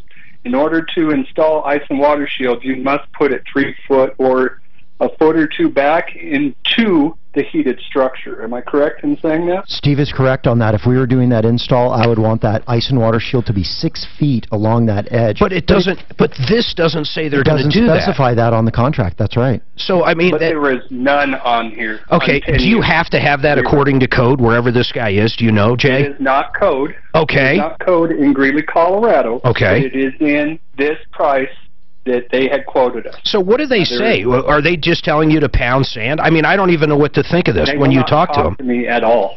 I've contacted them, left them messages. After they went in, and I had them come out, give me a quote to find out what it's going to cost to fix this. Yeah, but on the quote, the estimate you sent me, it's talking about the ridge vent for $300. Correct. But yeah, the ice and water shield, they don't want to do it because you got to pull up shingles. Well, they don't say anything about it. Says homeowner is having significant problems with ice backup ice dams. And it basically says you need to get heat tape. It doesn't say anything about anything else on here. Okay, but they should have installed ice and water shield, is what they quoted. Hey, okay. Correct? Well, yeah, but where? And it's but not where? On there. But where? Well, everywhere that there's an eave. But it doesn't say that. Okay, so being that there's none on there, my next issue How do you know there's none on there? Are you telling me there is no ice and water shield on all 4 of the roofs for those condos? I've had Slaughter Roofing come out, Affordable Roofing, and another contractor, Faithful Roofing. And there's places around here where you don't have to have a ladder. You can peel up a little bit and notice if that's ice and water shield or not. And you're saying there isn't any? There is zero. Well, I'd be curious if there is or not. Hold on. Let's call Deputy Dan. Go make a call to these guys. See what they're saying. I mean, here's the problem. This guy's calling up. He called them up, kind of got an estimate, knowing that they did the original work. They feel like they're being okey-doked. I guarantee it. And this is going back to what year did he say, Jay? I'm not sure how many years ago they did that roof. He said 5 years. I mean, it's at least 5 years ago. So, I mean, I don't know. How do you look at this? I mean, how do you look at this, Jay? What do you think? I mean, you saw the contract. You hear what he's saying. What do you make of it? If I was the contractor and I had installed that roof, I would have my guys go out and verify if ice and water shield is installed along that edge or not. If it is, I would rip off the shingles and put on the ice and water shield along that edge. And how big of a job is that? Let's just say his area. Only his area we're talking about. I don't know, maybe $200 to $500 or $1,000, I'm not sure. But if we did something that wasn't correct according to the contract we had signed, I would fix it. But the bigger issue, the ice and water shield is not the silver bullet that will stop ice dam leaking. Well, and here's the part that even proves that, or has a good point to it. He calls the same company up and says, hey, come out, I'm having this problem, give me an estimate. They don't even talk about the water shield and the ice shield. All they talk about is heat tape. That's right. They're saying the only way to fix this is the heat tape. And I generally agree with that. That is usually the best. The ice dams are caused by improper ventilation, so if ventilation could be addressed, that would be something. Well, and they talk about that too, a ridge vent. They got to make sure that there's venting down below as well as above, so you get airflow going through there. What happens is when the attic gets too hot, it prematurely melts the snow, all the water builds up at the edge and it freezes, and that's what causes the ice dam. So you got to make sure that the ventilation's correct, but still you can have good ventilation, and just like you're talking about on your house, you've got big trees, just the weather patterns. Sunlight. Sometimes you just get ice dams, and generally the best resolution is the heat cable. And I don't even like heat cable that much because you have to pay for the electricity. This is one of the ones I said on the show yesterday. I'm guilty of it probably more than Tom, but Tom's guilty of it as well. Sometimes we'll get involved in something that just, I'm not going to say it doesn't feel right. I'm not saying the guy doesn't have an argument, but it's like, I could flip a coin on this. It's 5 years ago. What he wants done most likely won't even fix a problem. That's right. And it's like, why am I even dealing with this? But I do want to reach out to him. Deputy Dan is, but it's like, God dang. I don't think that the roof has enough heat cable on it. I really think that's what the solution to this problem is. Well, yeah. If it already has some heat cable and the problem still persists, that means that it needs more heat cable. All right, Sally's got a question on repossession. Go ahead, Sally. Hi. So my car was repossessed last Thursday, and I still have a ton of belongings inside. Ugh. I've looked up online on several websites, lawyer websites and such, that say that they cannot charge me to get my belongings out of the car. I don't really know my rights, so I wanted to see if maybe you guys knew before I go and pay to get my things out of the car. Oh, they want you... Oh, that's interesting. No, I think you're allowed to get your stuff out. You know who would know the answer to this, Suzanne, is our tow guy. Can we get him on? Cast iron? Yeah, get on cast iron. He will know the answer to this if there's actually any regulations. Sally, are you going to get the car back? And then my second question is, did you get it from one of these buy here, pay here? Did they repo it, or is this a normal repo from a credit union? Tell me a little more. It is a normal repossession from a credit union. Unfortunately, it is something I'm upside down on, so it's... Yeah, you're going to let it go. I can't. Yeah, okay. Yeah, there's nothing I can do. But I do want to get the things inside the car because they're I understand. not even mine. And what towing company actually repoed it? It was Allstate Retrievers. They're out in Commerce City. Allstate. I bet our guys know who they are. Hold tight, all right? We're going to make a few calls in the background, see if we can't get it figured out. David Salisbury, attorney at law, do you know the answer to that? If someone repos it, I'm pretty sure they got to give you the opportunity to get your personal belongings out, but I'm not positive. I'm sorry, I don't know. But it makes sense, but I don't know. Yeah, and sometimes logic, though, as we know when it comes to law, means nothing. So, it is an interesting thing. Mark, have you ever been over to one of those impound lots? Of course. When I was a teenager, Suzanne and I lived in an apartment, and I had to put a transmission in my Ford Granada. It went out, so I did it in the parking lot. I get stuck for whatever issue halfway through. I can't get it done, okay? So, oh, man, boy, are you bringing back memories. So I'm going to go down Sunday, and a buddy of mine's going to help. His name was Lonnie. So Lonnie's going to come over Sunday. We're going to get it done. In the middle of the night or in the morning, the complex tows it because, you know, technically you're not supposed to have your car torn into pieces in their parking lot. At the same time, we own this cake route, so we had this big truck, like a Wonder truck, you know, a Wonder Bread truck. And this was a kind of apartment complex. They drive you around in little golf carts when they're showing you it. You know, it was nothing fancy, but it was a newer complex. This is way back in 90, 91 maybe. So... I didn't have the money. I went down to answer your question, I go down there. They wanted like $300 for the tow, and then they wanted X amount for every day it sat there, and we didn't have the money to get it out. I need to get my car. So what I did is I came up with a better way to get my car back. You know how I did it?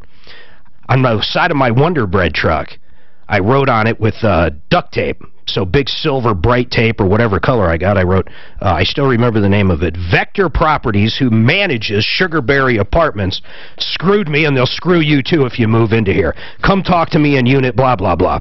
So I drove it around. Every time I saw a golf cart, I'd get in my Wonder Bread truck, and I'd drive it around, and I'd be yelling at the damn clients they were bringing around. And sure enough, remarkably, they brought my car back to the parking lot the next day. Amazing. Absolutely. So the question is, yes, I've dealt with these people.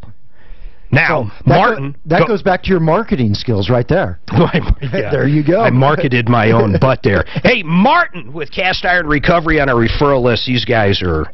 Well, you guys are bad to the bone. You helped me repo that one car not long ago. I still get people saying, man, that was the best video I ever saw. That was insane, Martin. I had fun doing that, man.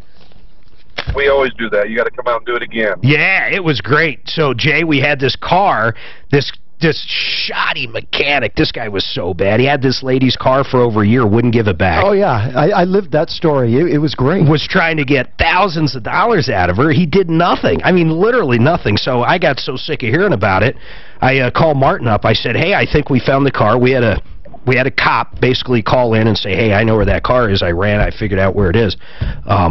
And Martin and I go out there, man. We just snag it from this dude's driveway. It was crazy. It was great. Hey, Martin, I got a question, though. This one's, you probably know the answer. Sally got her vehicle repossessed. It wasn't one of these buy here, pay here's. It was a normal, a normal loan. She couldn't pay it. That's got nothing to do with it, but it was repossessed. She had a lot of personal property in there. What are the rules? And the place is called what did you say, All-Star Recovery. Hold on a second. Hey, what was the name of that, Sally? It was All-Star Retrievers. So All-Star Retrievers grabs it. They won't let her get any personal property out unless she pays. What do they want you to pay, Sally? How much? It is $75, and he said it's some sort of insurance. I mean, Martin, does this make any sense? I thought they were supposed to allow to get personal property out. And why do they even care? Because ultimately what's going to happen, if the credit union paid for it, to be repossessed, they're going to pay for everything else. I mean, the credit union wants that car back. They're going to pay the daily fees. They're going to pay the towing repossess fee. How does it work? Is there rules? There are rules. Under state of Colorado, for a regular tow company, we have to go under PUCs, where we cannot charge a person to come and get their personal belongings out of their vehicles unless it's after hours. Uh-oh, I hear a but. But under state of Colorado, the Rocky Mountain Repossession Association, they go by different rules. And I honestly don't know the exact rule of that, but I ran into this problem the other day. They do not have to follow the state rules because they are repossessors. Okay, so they can charge whatever they want? Rules. Yes, in that situation, they can.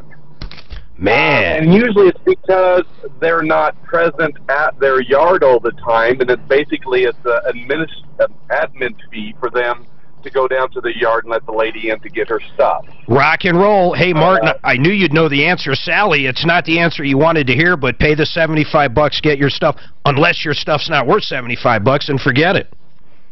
Okay, correct. Thank you so much. You're welcome. Sorry I had to give you that. And by the way, folks, I got to tell you something I love about Martin and Cast Iron Recovery. He's not one man in a truck. He owns a big towing company. They've got all kinds of vehicles. Hey, Martin, you got stuff for semis, or you don't do that?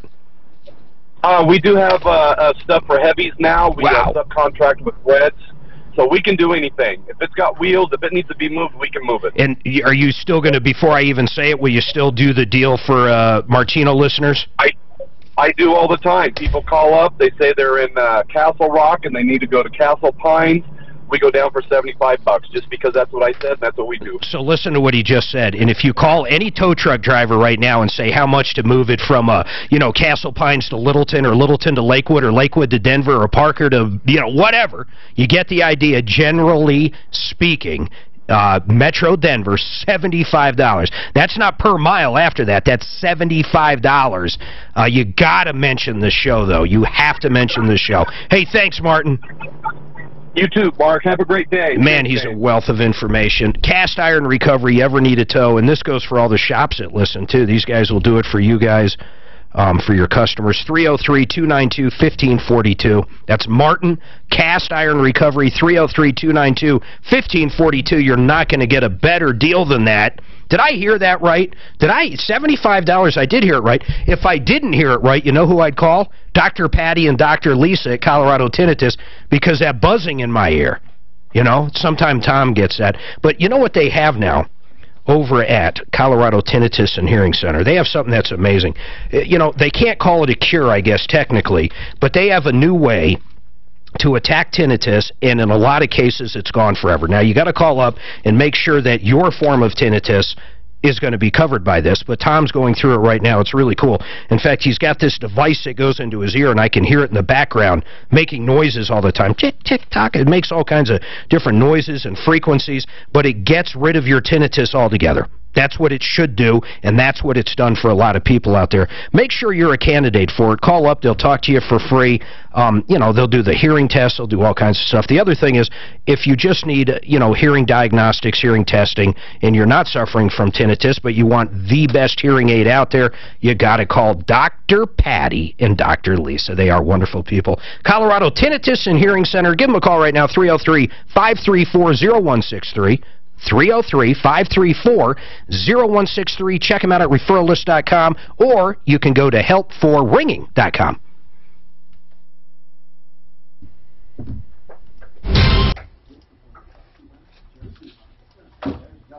That was a good segue right there. I missed it. It was seamless. Lazera?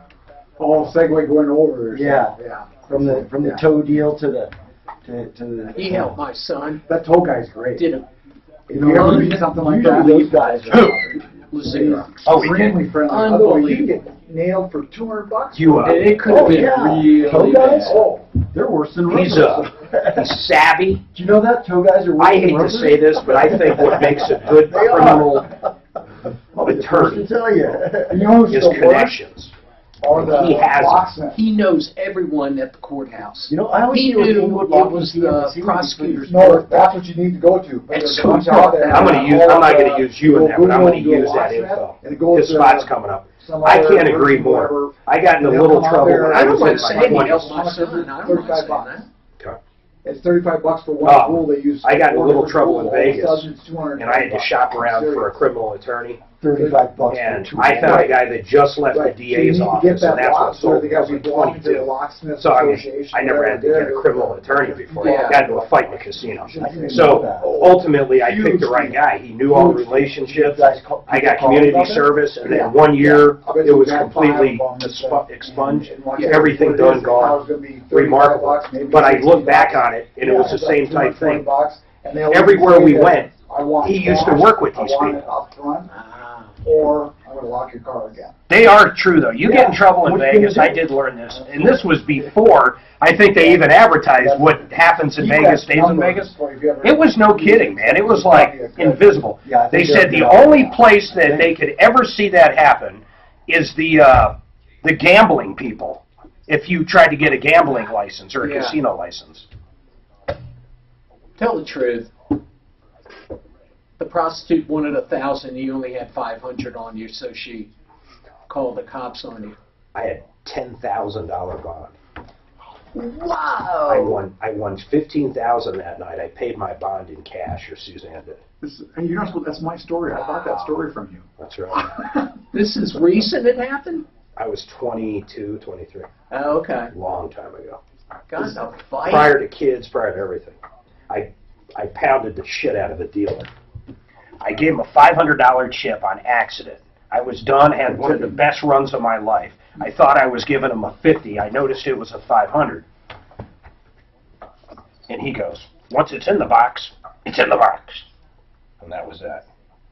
He didn't say, well played, Major? No. So did you just jump over and punch him? Well played, Major. All right, Joseph A. Lazara. This is a criminal defense attorney. He's one of the best. In fact, we were talking during the break. I've always said this. What makes a great criminal defense attorney, well, they got to be smart. They got to know what they're doing. But beyond that, it's relationships. Do you realize I was talking to somebody, and that was using Lazara, and everywhere they went in that courthouse, everybody knew him. Yeah, the judge nods to him. Yeah, the DA nods to him. All the assistants nod to him. Everybody in that courthouse knows and respects Joseph A. Lazara. Now, you might think, well, that's not fair, blah, blah. No, you know what's not fair? If you get in trouble, you're falsely accused, or even if you did something stupid like a DUI or smoking dope, but you get in trouble, regardless of what it is, you need the best defense possible. You don't want it to change and ruin your life. And you get a guy like Joseph A. Lazara, someone that can fight for you. And like I said, more importantly, he has relationships. Okay? These guys know him. He knows them. He can cut deals like you've never seen. If you get in trouble, know someone in trouble, call Joseph A. Lazara. 303-429-6200. 303-429-6200. Joseph A. Lazara. I think it is essential for your security and your family's security. Hit your dog, or what did I say? You shot somebody. I want people to understand that it's not just DUIs. I mean, he's like had people that shot at cops. But when you try to do a commercial like that, it's very difficult. You know. Yes. Hey, did you just beat your wife yesterday? Yeah, you need help. You cops. I mean, it's like shit. Run over your mother and your grandmother with a car. All right, people. 303-713-8255. David Salisbury, how much does it cost to put a will together? I know everybody's thinking about that. Let's say it's a young couple, maybe first kid, maybe first house, you know, not a ton of assets, not a ton moving on. We're not talking mixed families where there's stepkids and all different kinds of stuff, but if there's such thing as the normal starting out couple. I mean, is this a $5,000 will? Of course not. What are we talking? We're talking about probably $600. $600 and they're done. Yeah. And then maybe every 5 years, or as their life changes, if they do get divorced, they do get stepkids, they do adopt kids, they do whatever, then they come back and you modify. And you can make an amendment to it, which lawyers speak is codicil. Ah, codicil. Codicil. I'm going to start throwing that into everyday conversation. What do you think of that, Jay? That's very codicil, I think. See how he did that? See that? We worked that out during the break. All right, listen, 303-713-8255. And if you do want to talk to David, you'll talk to him and give him a hard quote. One of the things I like about you when we're doing your actual commercials is you will talk to someone either over the phone or in person, figure out everything that needs to be done, whether it's you're helping in probate, no matter what it is, or just a will. You'll actually come back and give them a solid number. You're not going to say... I give flat fees because I want them to know how much it's going to cost. That way they can say yes or no. And I also want them to feel like they can call me during the process and not think, oh, gosh, every time I get on the phone, this lawyer's charging me. And I'll tell you what. I'd rather they know what it is up front. And if you ever hired any lawyer, you realize they all use this little program called, I think they call it Time Clock, Time Work, something like that. I'm sure there's all kinds of them. And a 5-second phone call is tracked down there. I had an attorney one time, he was doing some business stuff for me. I was buying a piece of commercial property. I swear to God, he ended up costing me so much money I couldn't believe it. Now I use Ryan Wood. He does all my stuff, and he flat fees it too. But I got to tell you, you got someone that's using some of these time programs, they give it to you. You go, well, hold on a second. I don't remember this. They hand you this thing. My God. It'll say something like 1233, talk to client for exactly 8 minutes, blah, blah, blah, $75. You go, my God.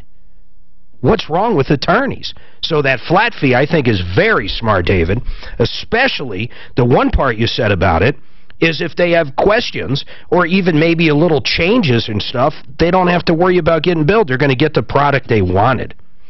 So if you want to call David, 720-493-3911. I keep saying this, but we have got to update our stuff with you. I've got to pin you down, or you got to pin me down, however we look at it. But I've got to do something. I've got some weird stuff I don't understand, like people that pay me interest money on notes that are interest only, so they might go on for 5 years till they pay off the whole amount. They might go on for 30 years till the balloon hits. when there's something like that, if Suzanne and I were to go, I mean, I don't even know how I would direct that. Do I go, okay, so that interest money goes to this kid and this kid, and then if it cashes in and my kids are only 19, I don't want to get them, you know, I don't want huge amounts of cash going to them in the years they're going to make every mistake in the world. So, I mean... Well, very simply, you leave the money in trust. When you and Suzanne are dead, you can control it from the grave, when they get the money, how the money's to be used for them. You can treat kids differently if there's some reason to do that. So all that would be covered in a will. Can you put, and I've seen this in movies, I don't know how true it is, could I say, okay, well, in order for you to get a chunk of this, you must graduate this college with honors or forget about it. Can you do stuff like that? I'm not saying I would, Generally, the answer is no. Okay. But you can say, you know, sometimes you'll have where they want to give the kid all the money at 25, but they'll say only if you've graduated from college at that point. Okay. Otherwise, you've got to wait another 5 years or something. Got it. All right. Frank's got a problem. So, Suzanne, I understand that. Okay, let's go here. Let's go to Steve. Steve, what's going on? You've got an issue with Slaughter Roofing. Yeah, just trying to get a hold of Mike. Oh, I'm sorry. You're the one with the condo. Hold on a second. Oh, this is great. So, Suzanne got on Mike with Slaughter Roofing. And, Mike, I'm sorry, you are a manager with Slaughter. Who are you? I own Slaughter Roofing. Oh, very excellent. In fact, in studio with me today is Jay Bretz, and I asked him off air about you guys, and he said you guys run generally a great operation. I think that's... Generally, we run a great operation. No, that's great. So what is going on with this particular caller? Do you know anything about it, or do I need to explain it? No, I know the caller. Okay. What do you want me to address? Well, my God, you know what? I'm sorry. I think he's got an attitude. What's his freaking attitude about, Mike? Why do you got an issue with me? I'm simply asking, this customer calls up of yours saying that, you know, you didn't do stuff that's on the contract. You're telling me you know everything about it? So did you do the ice and shield and everything you said on the contract? Ice and water shield is on the contract, and let's go backwards a little bit. Sure, go ahead.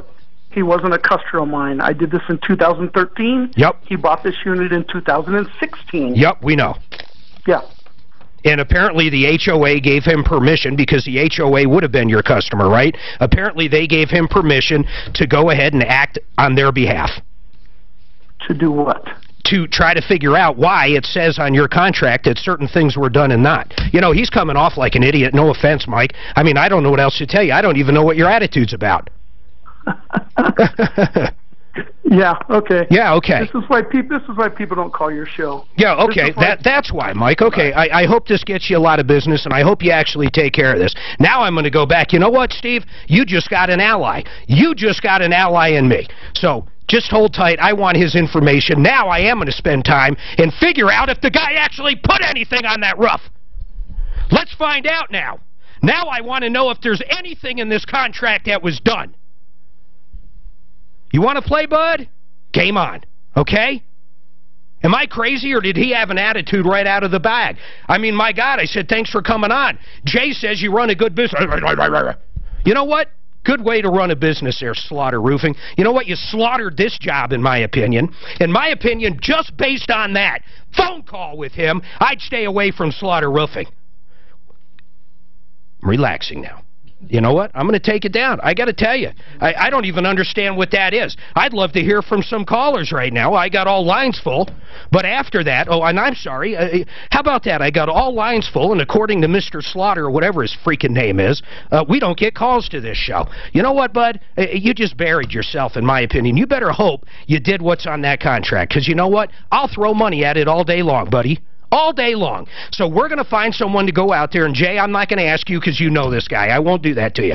But I'm going to pay someone. In fact, let's get Freddie. I want Freddie's butt out there to find out what was under this roof. And we're going to do video on it. We're going to do everything, Mr. Slaughter. Is that the guy's name? Jay? Okay, Mr. Slaughter. Can't even understand him. Has an attitude right out of the chute. Unbelievable. 303-713-8255. My goodness. Where am I supposed to go from here? Who am I doing? Please. At least here's a company I do like, and why I like them? Well, I've used them twice. Art of Granite. Twice, yes. We used them in the mud room, not even a month ago. Mitch and his guys came out. They did the template. They did everything. They've got great cabinets, by the way.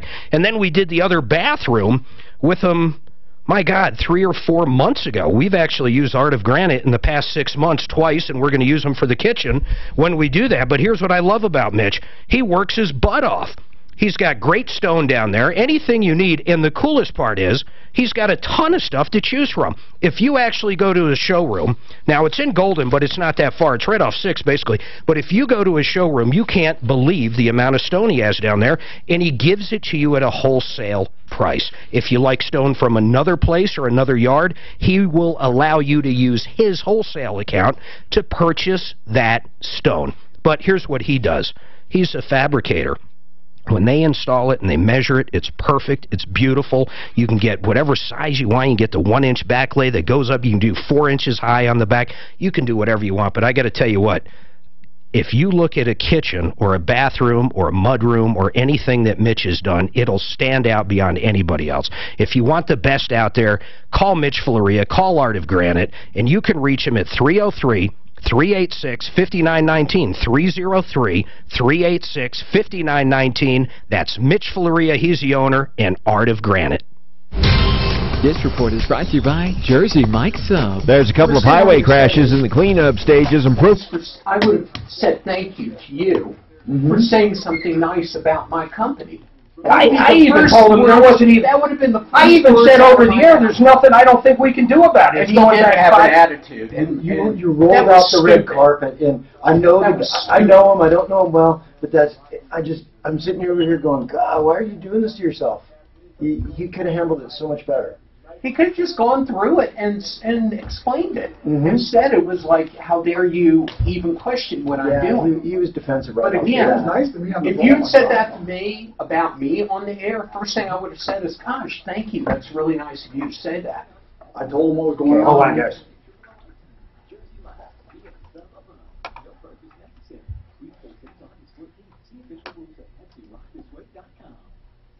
Alan Robinson, Pro Auto, this guy runs a tight ship. He is a wonderful, wonderful man in the automotive business. Multiple locations. What I love about Al, he's not just the owner. I owned automotive shops at one point, but I tell you what, I wasn't a technician. Al is actually a master technician, and if he needs to get involved, he can. He's worked for numerous dealerships. He decided he wants to do a better way of running an automotive shop, and he is as trustworthy as he's get, and his guys are great. They sell tires. They do everything. And right now, if you call, you got to settle it right now. You got to call today, mention the show, but they're going to do a oil change, tire rotation, top off all fluids, and it's a good oil change. It's not the cheap oil. It's that semi-synthetic. It's good stuff. But you call right now, $19.95. You can't buy that stuff for that price. Plus, they're going to rotate it. It's their way to getting to know you and vice versa. And once people start going to Pro Auto, they generally never stop. They are great, great, great people. Multiple locations. Give them a call. It's so easy. Ready? 303-PRO-AUTO, 303-PRO-AUTO, or you can visit their website, 303proauto.com. Hi, I'm Sydney Chafee, a 9th grade humanities teacher. I help teach my students skills they need to succeed. Boy, that guy was an ass. I don't even know where his attitude came from. When I talked to him, he was fine on the radio. I tried to explain it to him, and he said, "Well played, Miller, well played." So I don't know what that happened. Hold on, guys. You know, we talk about great automotive shops. How about a great automotive dealer if you're looking for a used car? These guys have great late model vehicles, trucks, vans, SUVs, 40 lenders to choose from. Little troubleshooter trivia. Who am I talking about? Rocky's Autos. You got to get down to 63rd in Federal. You just put them on the list. That's the main part about Rocky's. I'm going to give you the phone number, give you the website, but you got to check out their inventory. Get down there. You can bring the kids. You can bring the pets. They've got stuff for them to do. You can check out their vast inventory. They've got the product, price, and process down pat. They are great people. They're not a high-pressure deal. They give great trade-in values, and they have wonderful pricing and different ways to do it. You can pay cash. You can make a cash deal. You can get a lender with those 40 lenders. If you got good credit, They'll get you a great interest rate. If your credit's not so good, they'll find the best one for you. They'll take care of you. They want to make you a repeat customer. Put Rocky's Autos on the list. 63rd and Federal. I'm going to say it 3 times. 63rd and Federal, 63rd and Federal, 63rd and Federal. You can call them at 303-426-4646, but they're open 9 a.m. to 8 p.m.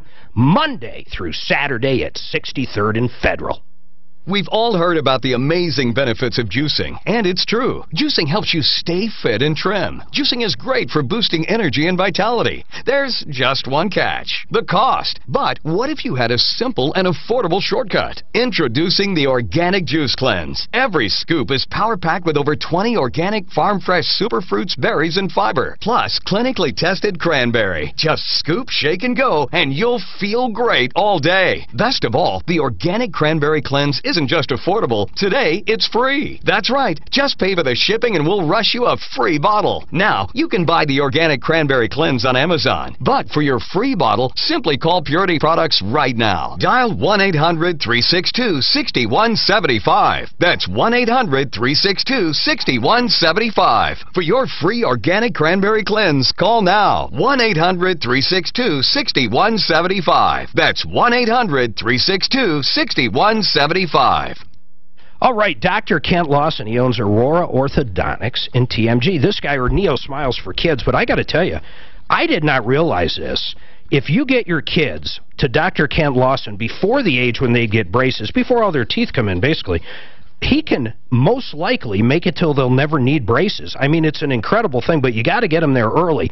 And that's the Neo Smiles for adults that have TMJ and other things. I got to tell you, there is ways that he can create a full, beautiful smile without extracting the teeth or, you know, doing different things like that. There's different things this man has learned to do, and he's the best at it, that can help you out. You know, if you have sleep apnea, by the way, he can get in there, do a little magic, and you might be able to get rid of that CPAP machine, which is an incredible thing. But he's got over 5,000 successfully treated cases. He's got these advanced techniques that are just unbelievable that do permanent corrections. Listen to what I'm saying, permanent corrections. And for children out there, or for parents with little kids out there, before the ages of braces, if you think those teeth are going to come in crooked, most kids do need braces, would you give him a call first, because he can do certain things at a younger age to where they're not going to need braces the rest of their life. So you got to give this guy a call. Dr. Kent Lawson, he's at Hamden and Chambers, Aurora Orthodontics, and of course Neo Smiles for the Kids. But give him a call right now, 303-690-0100, 303-690-0100, or you can always check him out at referralist.com. From reality to your reaction. Denver's talk station, 630 KHOW.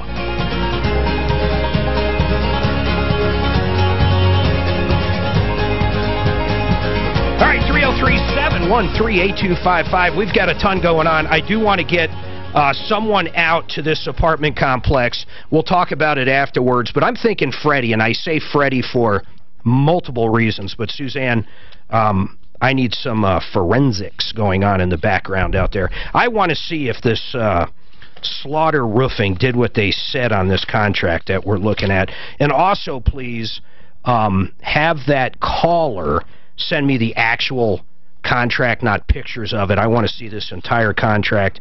You know, David Salisbury, what did you make of that crazy call? I swear, I'm going to go back and listen to that, because I can't figure out for the life of me why that guy had such an attitude. Was it just me, or was there an attitude? No, there was an attitude, and I started off, Jay says you generally run a great business. Yeah, and the first thing I would have said was thank you. I mean, it's a competitor saying a nice thing about you. It's an amazing... That would have been the first words out of my mouth. Thank you for saying that. For the first time in my life, I see Jay over there kind of speechless. I am somewhat speechless, because I do know Mike. I don't know him well, but he's generally a pretty mild-mannered guy, and I think he takes care of problems. So when here he is, then he's got to get in shots on the show. All we do is help people. All we do, you went out being one of our referral list members, Jay. You went out and did a roof for free for those brothers down in Colorado Springs we talked about. You can listen on the podcast just last week. All we do is help people. And he's got a problem with that, which is amazing to me. If you're listening out there and the next hailstorm comes or whatever, I personally, in my opinion, would stay away from Slaughter Roofing, just based on that conversation. And I'm going to cut that conversation out, and we're going to run that. We're going to run it all the time. You know, he wants to play. I love playing. That's my favorite thing to do. I just don't understand it. Sometimes I'm dumbfounded. Deputy Dan, when you first called him up, he seemed like a good guy, right? Why do you think he had the attitude? I don't know. Like I say, he was willing to come on, and he wanted to explain it to me, but says, no, explain it to Mark. He's real fair and stuff. He just wants to get the answers out. So I can't imagine. I don't know what happened. Yeah, whatever. It is what it is. Okay, who's been holding here forever? Suzanne says go to 8. I shall go to 8. Frank, what's going on? Oh, boy. How are you? I'm doing good. How are you doing? Pretty good now that I got a hold of you. What's up? Well, I had a roofing company come by. Yeah. Wait a minute. I talked to you the other day, Frank. Yeah, yesterday. Now, did we talk to ASAP? Here's another roofing one, Jay. I swear to God, you know, I don't know what to say. ASAP, I can already recap for everybody, Frank. You called up. You just added the contract. It was a little after 3 days. If I recall, you're 72 years old, right? 74. 74. I see. I used to have a mind like a steel trap or a trap mind or something.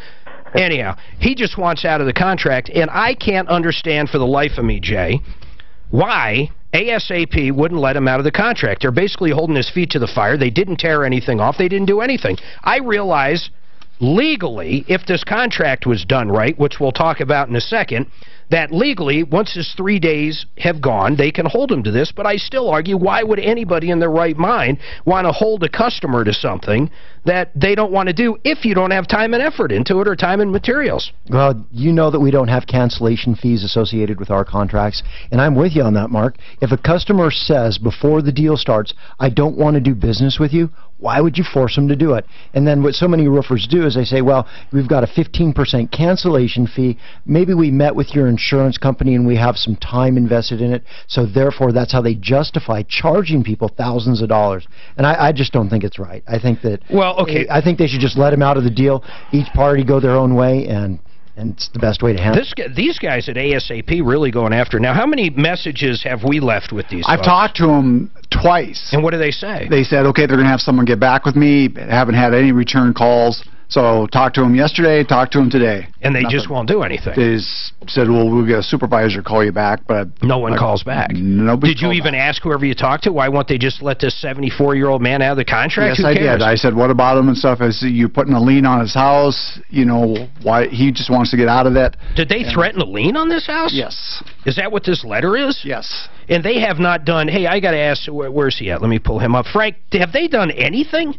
They never came out to talk to me or anything. After many attempts to collect the insurance check, ASAP Roofing, LLC, has no other option but to place a lien against your home. No other option. They can let him out of the contract. What does that mean, they have no other option? No other option but shaking down a 74-year-old man, ASAP Roofing? Are you kidding me? It actually says there's no other option. Right. They're writing this like the sun's going to come up. There's no other option. Right. And that's from the president, Igor the president. That's from Igor the president. Are you making this up? No, it says on it. Igor the president. You know what? Let's get a hold of Igor. My God. I mean, did they merge with Slaughter Roofing? I don't know. I have no idea what's going on here. Hold on. You know, Slaughter's one thing when I talk about him because, you know, I don't know why he came on and acted like that. I have no idea. But Slaughter doesn't do stuff like this. Even people that don't know how to communicate don't do stuff like this. Why would they be holding him hostage to this, threatening a lien on a 74-year-old man's house? This is where I plead, because legally they did nothing wrong. Actually, Brent, did you read... Jay, did you read that contract? The ASAP contract? Yes. Yes, I have. Does it look valid? For the most part, it is in compliance with the Colorado law, except for it does not list a dollar amount, and that is so critical. Well, can he get out of the contract based on that? I don't think that this contract is valid under Colorado law because of the missing dollar amount, so I would say yes. Okay, well, and then if we've got to get an attorney to do this, we can call up Mark Kranak. If we've got to get him involved, I'll do it. This guy's 74-year-old. Frank, we're just going to do this. Frank, I'm not going to play around. If they actually try to place a lien on it, we'll help you out. We'll help you out with representation, okay? I appreciate that, Tom. I've been listening to you for years. Thank you. For years. Mark. but I appreciate your time helping me. You're welcome. Hold on, Frank. Thank you. Dan, we have all his info, right? Yeah, we do. Okay, listen. So we're going to see what happens here. Jay, I kind of like that. So if they don't have that, what can people look at? They got to look at the dollar amount. They got to make sure it's got the 3-day right to rescind. Hold on, I'm going to tell everybody else after the break what the other stuff is, but I've got to tell you about a company that you should be calling right now if you have hail damage. Flexident. If your car got pelted with hail, you should not go the traditional body shop way. The only way to make that thing look beautiful, and they'll give you $500 towards a rental. If you mention the Martino show, the Troubleshooter show, they'll give you basically $500 off, maybe towards a deductible, maybe towards whatever, but they'll give you a discount. And I got to tell you, the bottom line is Nick, the founder, is master certified, and he can fix any car with hail damage. It's one of these brainless commercials because I've seen his work. He does perfect work. If you have hail damage, not only do you save $500, but it looks perfect. Simple as that. Guaranteed work. Save that $500. Flexident of Colorado. You can reach Nick and the gang at 303-619-6273. 303-619-6273. And, of course, you can check him out at referralist.com. This report is brought to you by Jersey Mike Sub. Just getting word of a crash in the tech. I'm not an expert in mechanics liens, but they have not expended any labor or material. They say that they will have expended labor in meeting with the insurance company. I'm not positive that they have or not, but that's what their argument is. That's their justification for But it. I told Frank to call the insurance company and see if they even called them up. I don't think he hadn't, so I guess I could ask him that. And how do you know it's not Igor? Igor. Instead of Igor. I had an employee named Igor. That's a good point, David. Mel Brooks movie where he kept saying Igor and he was like, Igor. Hold on, guys.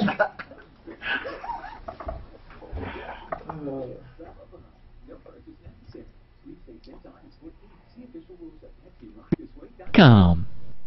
Pure water. What do I mean by that? Well, let's face it, water is probably the most important thing in your life, just like it is in mine. And if your water is not perfect in your house, I want you to call, you ready, Al. Not only does he know more about water than anybody else I've ever met, and we're talking home filtration systems, pretty much you name it, he knows it about water. He is the water guru, but he's also a master plumber. So the owner of Pure Water Choices, Al, is a master plumber and owner, and this guy has made his entire life about water, and he knows more about it than anybody else, but he'll make sure it's good. He'll make sure you get the system that is right for you. If your old system isn't working, you can give him a call. He'll work on them, but more than anything, any issues you have with water, and if you want to talk about filtration systems, maybe you need a water softener, there's just so many different ways to do it. You don't want to waste your money. You want to do it with someone that cares, and I got to be honest, there is no one more passionate about water than Al. So call Pure Water Choices. You can reach him at 720-219-7818. 720-219-7818. And you can also check him out at purewaterchoices.com. I wasn't prepared to be a caregiver to Mom. I had no idea how hard it would be and what I would need to know. Things I never thought of, like how to improve her. This thing has a 33% cancellation fee. I've never seen a 33% one. ASAP? Yep. Okay. Usually 10, 20% is normally on the high side. I have never seen a 33%. It is agreed that 33% of the approximate cost listed above will be charged for punitive and actual damages suffered, but for any reason. No judge would enforce that. Okay, 33% of the approximate cost above, which is zero. Yeah, 33% of nothing is what it is. I mean, no, I can't see a judge enforcing that. They're not going to give him that money. That doesn't even know as far as what.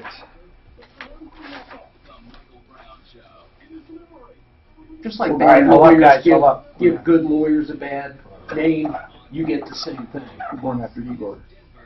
Igor? This guy's so easy to talk about. I love talking about him. It's John Fuller, Fuller Law. You know, it wasn't too long ago, almost a year ago, 4th of July, we had a lady fly through a red light, T-bone us. Suzanne got hurt, I got hurt. And who's the first person I called? Well, after 911, you got it. John Fuller. It was simple as that. He's on a referral list. I hope you never need him because he's a personal injury attorney. But, man, he has held our hand through the entire thing. And when it comes to negotiating on the other side, you're not going to go with a better law firm. And here's one of the reasons I say that. You're not going to call up there and talk to one of 50 paralegals and maybe talk to the attorney once every 40 phone calls.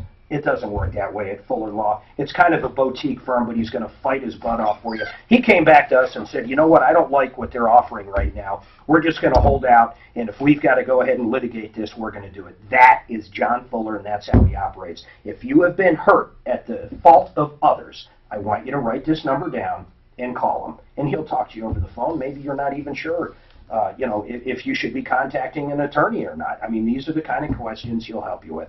303-597-4500, John Fuller, 303-597-4500. I hope you never need it, but please write the number down. 303-597-4500, John Fuller.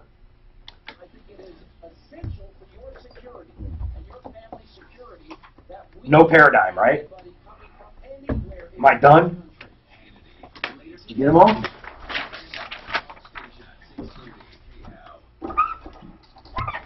You know, I don't got a ton of time here. I'm thinking about this ASAP roofing, and Jay read me something over the break. How much is their cancellation fee? 33%.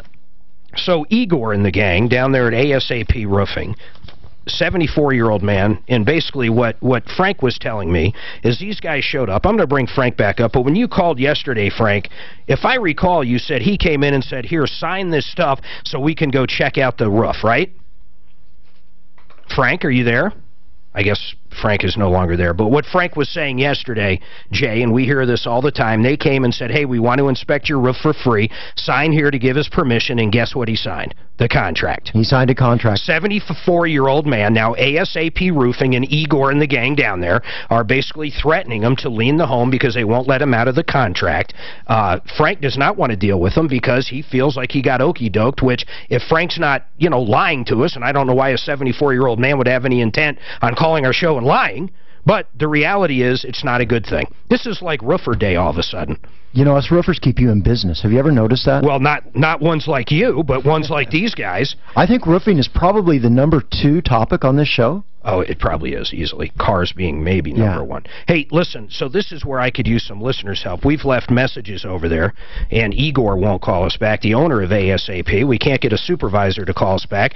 This guy's getting threatening emails, and now Jay pointed something out. There's no dollar amount on this. They have to do something according to Colorado state law. According to Colorado state law, you are supposed to have a dollar amount, scope of work, and a number of other things on a contract. This ASAP contract does not have a dollar amount. So we might be able to fight this pretty easily, but I can't understand why they just won't let him out. I mean, that's the part. Legally, I don't think they've done anything wrong, unless if Jay's 100% correct and this contract is not up to snuff. But I got to tell you, folks, if you don't mind, maybe just ask him yourself, hey, why won't you let this 74-year-old man out of the contract? According to him, you guys said, hey, we just want to inspect the roof, and he was basically snookered into signing the contract. This is according to the caller, Frank. So if you would simply ask him, I would sure appreciate it. I know Tom would appreciate it, but you can reach ASAP Roofing at 720-775-3557.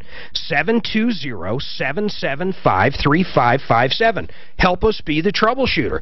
This is one I just want to understand why they won't let him out. And why, if the contract is not valid and not up to snuff for Colorado law, why are they writing a 74-year-old man that they apparently snookered, according to him, threatening letters that they're going to lien the house? I just don't understand it, Igor. So let's continue to reach out to Igor at 720-775-3557. And we're also going to follow up on whether or not that guy's condominium with Slaughter Roofing, if they actually fulfilled their contract. I'm dying to see now if this ice shield's under there. So how much do you think it's going to cost me, Jay, to send someone out there and inspect it? You guess. $200? Well, I'm going to say zero. It's not going to cost me anything. Because I'm going to have a referral list member do it. It ain't going to cost me a damn nickel. There you go. Okay? And if I don't find any under there, you know what? I'm going to let everybody out there know. And I could be wrong. Slaughter Roofing, maybe they did do it. I don't know. But if the attitude the owner had on the phone with me is any indication of how he does business, God help you if you use them. Once again, that's all my opinion. I only state my opinion. My name's Mark Major, and my opinion does matter, but it's not factual. Remember, it is my opinion, only my opinion. Blah, blah, blah, blah, blah, blah, blah, blah. Everybody hold tight. We've got a lot going on. We're going to be back tomorrow morning fighting crime as usual. I'm Mark Major, and this is the Troubleshooter Network. Hey guys, it's Ross Kaminsky, and you know my... You know, Tom, I've been listening to you for a long I don't even respond anymore. Tom, It's almost a compliment. It's a compliment, but then... Oh, that's funny. What are you doing? Take care of yourself. See you in a month. Yep. Sounds good. Always pleasure. Nice to meet you. Enjoy the All show. right, you guys. Had a guys. fun time today. Monte, enjoy your summer. David, it was wonderful, sir. Oh, I'm going to have a good time. Suzanne set up an appointment. Don't tell Tom this, but I always enjoy coming on when you're on. Thank you, David. I'll tell Tom as soon as he gets Don't back. you dare. I can't get over that guy. I was telling Devontae, I don't know him real well, but he's a pretty mild-mannered